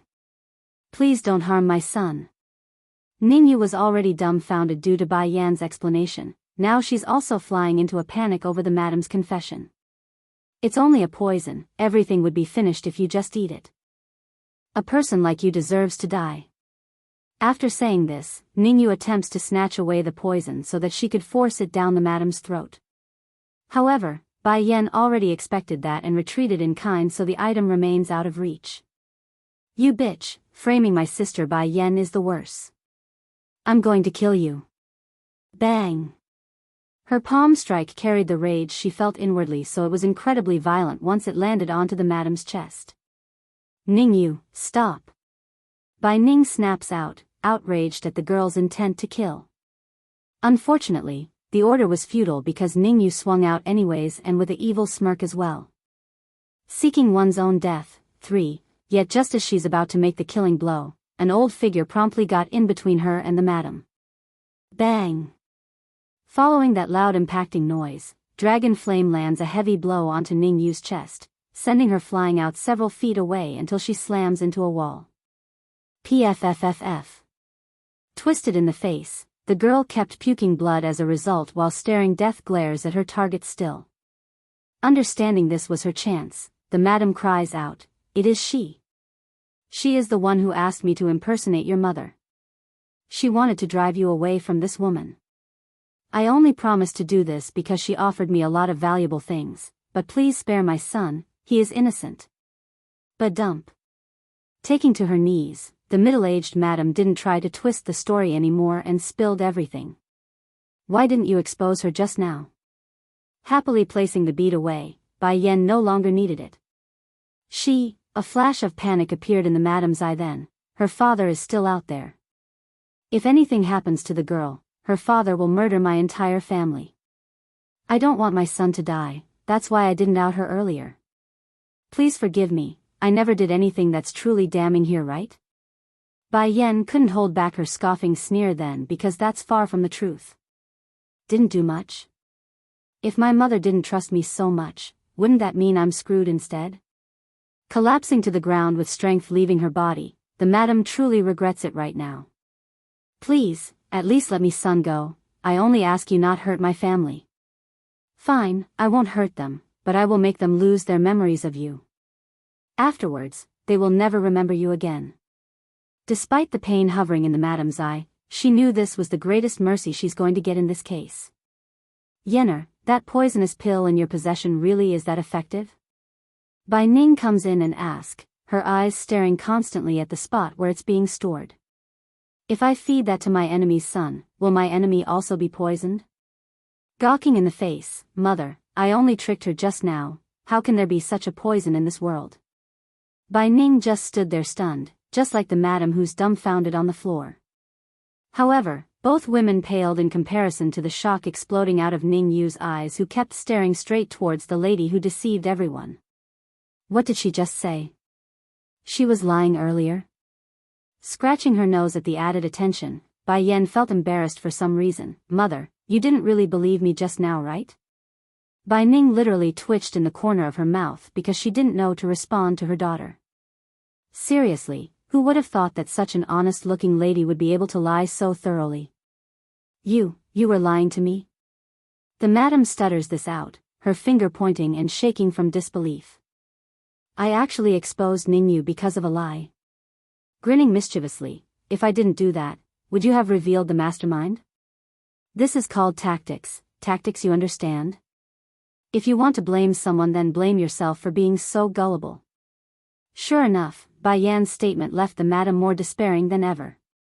Ningyu too, the girls also unable to process all of the information and just stared at Bai Yan's face. Then once Bai Ning turned to look at her, the petite girl finally came back to her senses and pounced at the lady's leg.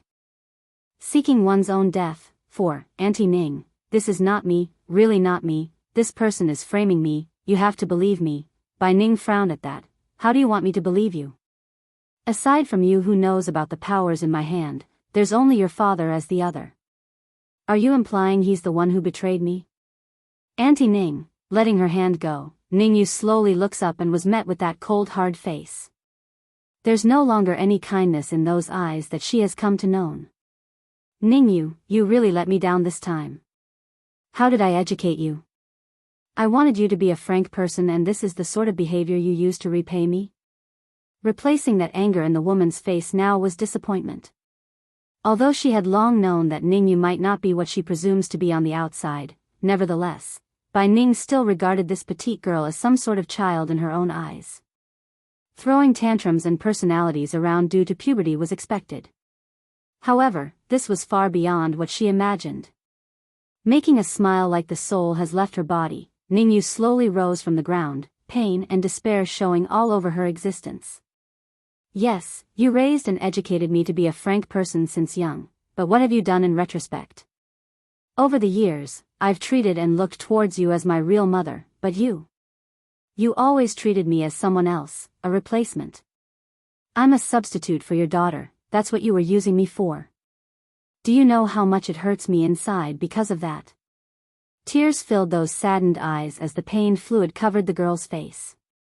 Imagine being second fiddle to a daughter that never once showed herself. That's mentally damaging for any child. In this case, the petite girl may be vicious and cruel as well in nature, but she does have a point in not wanting to share her motherly figure.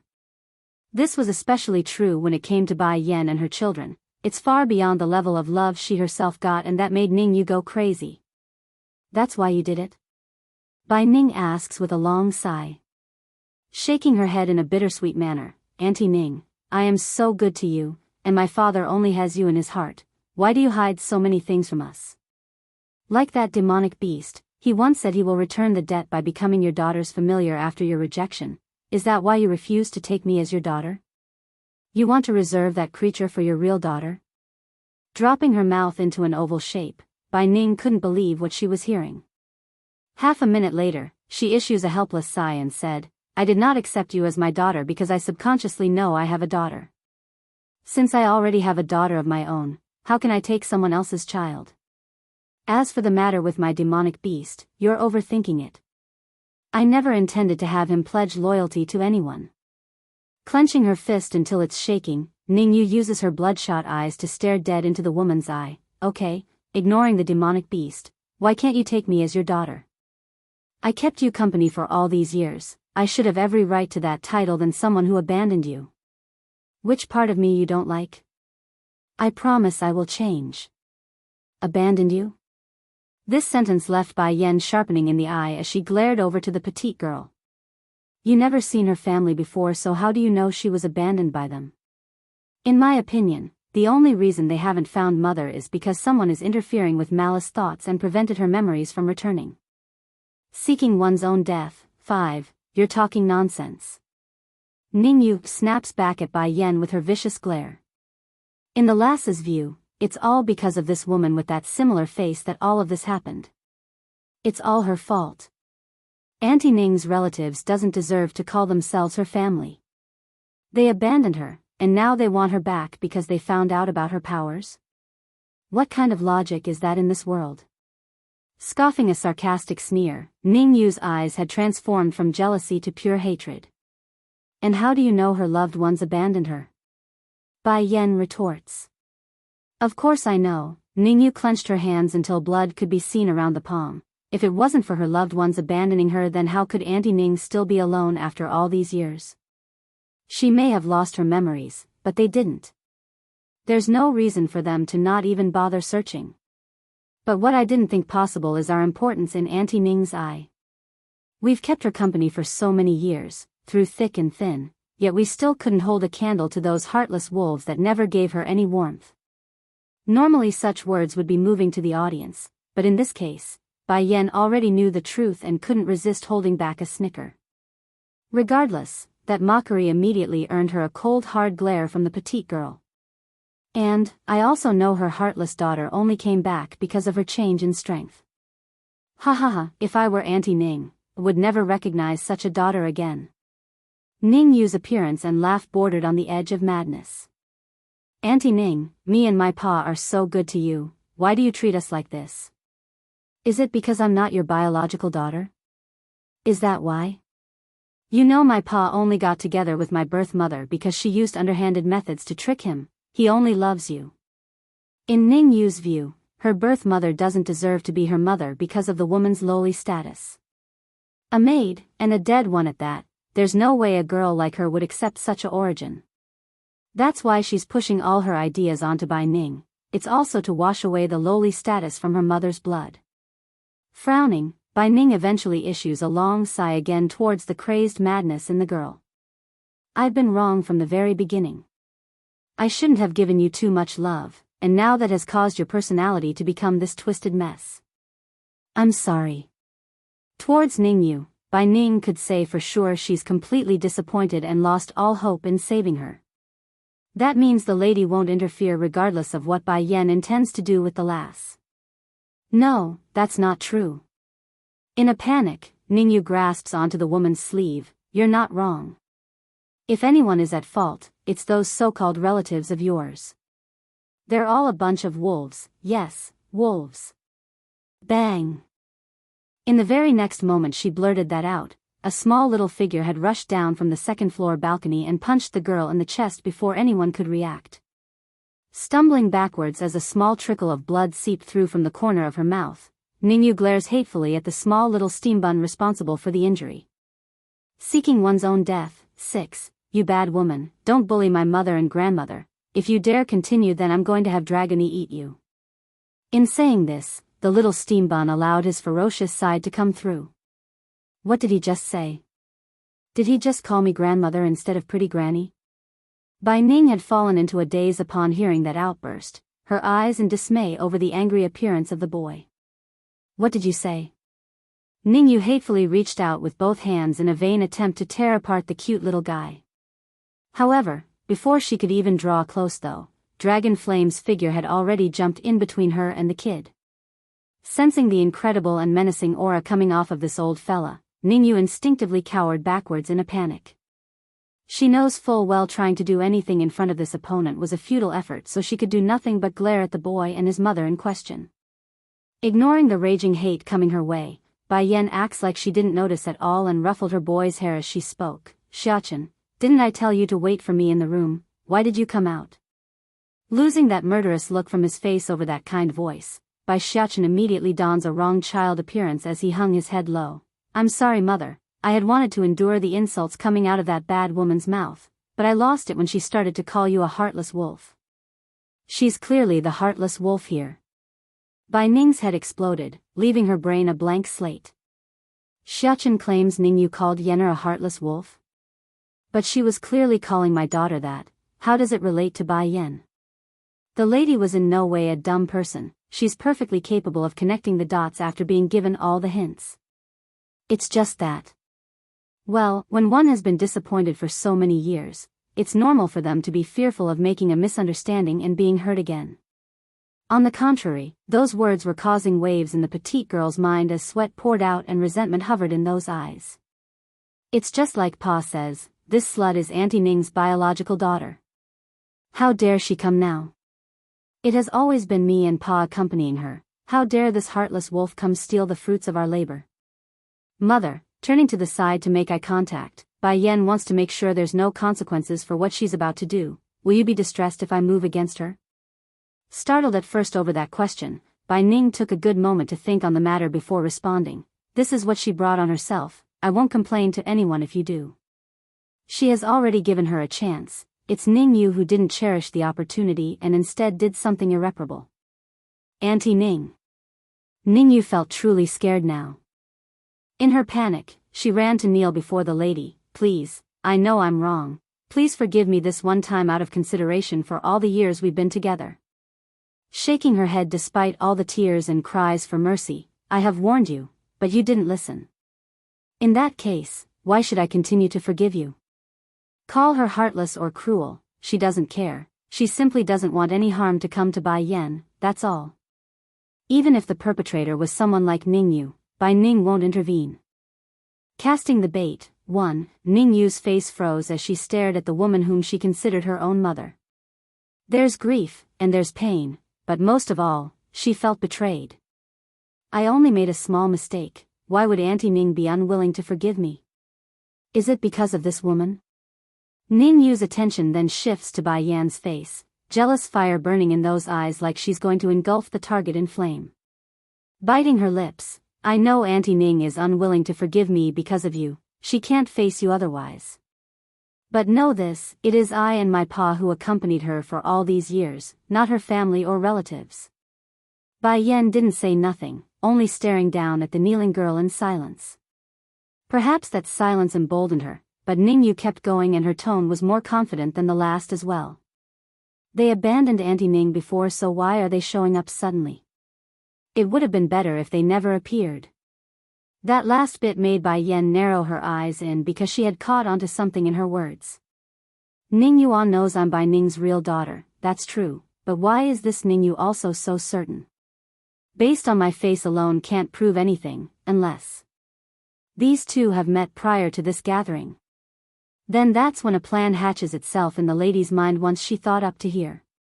Mother, in the end this Ning Yu did stay with you for many years, for that, I will show mercy today and only throw her out.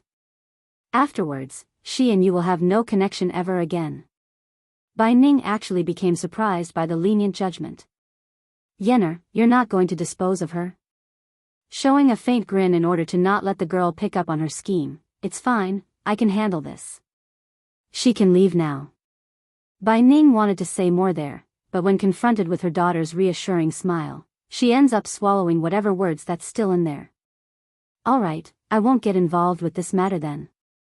She then casts one final glance at the tearful-looking Ning Yu and sighed, no matter what, Ning Yu did accompany me for a long time.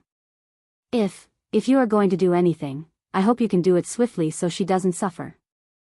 Ning Yu's eyes dilated wide in horror, not daring to look up to Bai Ning as her lips trembled in disbelief. Auntie Ning. That's all the girl could mutter out while she sobbed and despaired under her own doing.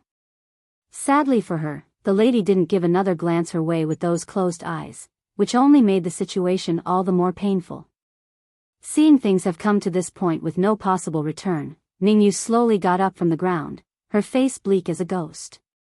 She naturally wanted to plead some more, but when confronted with the contemptible looks of all those around, she ends up walking for the outside instead to avoid those eyes. She let me down in the end. Bai Ning sighs after the petite figure went completely out of view. Perhaps the former Bai Ning would never have imagined she would turn her backs on the girl due to her behavior, but she has, and she too must live with the outcome. It's painful, but she knows this was the right choice. Dragon Flame, go follow her. Bai Yen didn't say anything aside from giving this order, which earned her a begrudging stare from the old goat who unwillingly did as told. Now, due to the show being over, the crowds of onlookers also dispersed, leaving only Bai Ning and the rest. Casting the bait, too, Mother, why did you let her go? Bai Shechen asks after tugging at his mother's sleeve. Rubbing the boy's head as a sign of reassurance, Bai Yen dons the familiar shallow smile of a scheming fox. We're using her as bait to lure out the big fish. Enlightened on his face, the little steam bun blooms a lovely smile in return. I understand then, Mother is so thoughtful. Cast the bait to catch the big fish. The exchange between this mother and son has left Dragony, who had also come down from the room all confused. Blinking her big eyes, Mother, how come I can't understand what you and Gidge are saying? Are we going fishing? There's no need to go through that trouble, I can have those fish swim over to us instead. Thickening in her smile over that adorable comment, Bai Yen leans down to lift the little missy up. Don't worry, you will understand in the future. Oh. Still not quite getting it, Dragony nevertheless nodded her head like a good daughter that she was. Mother and Gidge is always right, I only need to listen. Meanwhile on the other side, Bai Ning has fallen into a contemplative state. Yenner, your intentions, she asks after thinking it through. Mother, there are some things you will only understand once your memories are restored, so I won't give you too much details. Restoring my memory? Quivering slightly in her posture, Bai Ning's eyes were full of excitement at that possibility. I can really restore my memories? I can, remember my loved ones again? Bai Yen nodded affirmatively. I will find a way to restore your memories. Restoring a person's memory wasn't a difficult thing for her, she's only lacking the ingredients at the moment. Once she gets her hands on the necessary herbs and items, the task would be a piece of cake. Flushed red in the face over the wonderful future, Bai Ning had to take a good minute to calm herself as she spoke. Before Ning, you told me I lost my memories because I was both traumatized from being abandoned by my family and then severely injured, but I always felt like I wasn't and that they are waiting for me somewhere. I know they must be looking for me still, my heart has always told me that. During her entire speech, Bai Ning's gaze never once left Bai Yan's face like she's anticipating some sort of answer. However, the expected verbal replies never came, rather it's a physical reply in the form of a hug. Don't worry, your loved ones never abandoned you, they all love you very much. Grandfather, Bai Changfeng, never stopped thinking about Mother after she disappeared, and Uncle, Bai Zhanpeng, always searched for her everywhere as well despite his own illness, both of them dearly wishes to reunite with her. And then there's Father, he nearly lost his sanity because he yearned to be with Mother after they separated. No matter, Mother will know all this soon enough. Casting her eyes downward, Bai Ning's lips eventually drew a faint smile over those comforting words. I also believe they would never abandon me. The reason I kept pushing myself to grow stronger is because of that reason, it's to meet them one day. Yenner, do you know I've always had the same dream over and over again through all these years? In that dream, I was running around carrying a blood-soaked baby, and I remember the child's appearance. She was so cute, just like a doll, smooth and pearly white, totally different from those crumpled-up faces of other babies. Casting the bait, 3, that's why I always suspected I had a daughter prior to my memory loss, and it's also the reason why I turned my feelings of that to Ningyu. Perhaps she also felt my emotions and reacted, that's why she's finding this so unfair and did what she did. Bai Ning sighed at the thought. I've really made a mistake and shouldn't have done what I did. Now that girl will suffer a hurt for a lifetime because of me. If only I had been a bit colder, not taken care of her so much, then perhaps her heart wouldn't have mistaken me for a mother. Yenner, all of this is my fault in the end. If you really want to take her life, I hope you can give her a swift death and not make it painful, okay? Bai Yen mildly nodded towards that guilty expression. Okay, I promise you. Bai Ning's heart undoubtedly became relieved somewhat over that reassurance. I do not know whether it's my misconception or not, but I always felt very close to you and Xiachen. This kind of closeness is different from the type with Ningyu who kept me company for many years. Perhaps. I mean maybe, just maybe, you might be my missing daughter. Bai Yen instantly went stiff over that frankness and almost blurted out the truth. Mother, am I not your daughter now? Xiachen is also your grandson. No matter what, she's intent on coming forward with the truth only after Bai Ning regains her past memories, otherwise the possibility of things turning out wrong would be a real possibility. This wasn't just Bai Yen being overly cautious, rather it's from what she learned from the medical books she read about patients who were suddenly confronted with facts that they themselves would find suspicious and traumatic. Swish. Swish. Swish. Exactly then, a huge gust of wind blew in from the entrance, causing the windows and doors to flap and rattle non-stop. Bai Yen first pricked her brows at the sudden intrusion, but her puzzlement soon turned to surprise at the sight of an elderly individual who came in, followed closely by a huge number of demons littering the streets. Yenner. Bai Ning reacted immediately and cried out, shielding her daughter with her own body from the unknown demons. Who are you people? The elder acted like he didn't hear the lady's question and made a bow to Bai Yen and her children. Queen, Prince, His Majesty tasked me to come find you.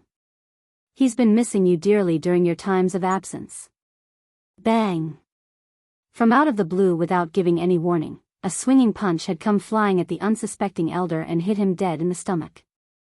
Groaning from shock at being attacked, the senior's first reaction was to stare at his assailant. In that moment, his brain literally exploded in a flash. Who is this woman? Why is she so similar to Her Highness in appearance? And that expression, it's like I'm some sort of great villain. This First Elder rigidly turns to Bai Yen in order to seek some sort of answer. Queen, she is? Twitching in the corner of her mouth, the demon queen almost didn't know how to reply. She is my mother. Staring wide in astonishment, First Elder wanted to cry foul. Why is the queen's mother attacking me? Did I offend her in some way? Why would she attack me as soon as I arrive? Just when the poor puzzling elder was still pondering on his own course of action in this case, Bai Ning had already reached over to the side and smashed a leg off of a chair to use as her weapon. Aggressive and intimidating in her stance, how dare you people still come find my daughter? Casting the bait, am I not supposed to come find Her Highness? Why is the queen's mother so angry? Have I done something? First Elder asks with an aggrieved face. Mother, Bai Yen tried to explain but was promptly cut off by the powerful look from her own mother. You don't have to say anything. Today, no one is allowed to take you away. Before I wasn't around so these people were able to pick on you and my grandson, but not anymore.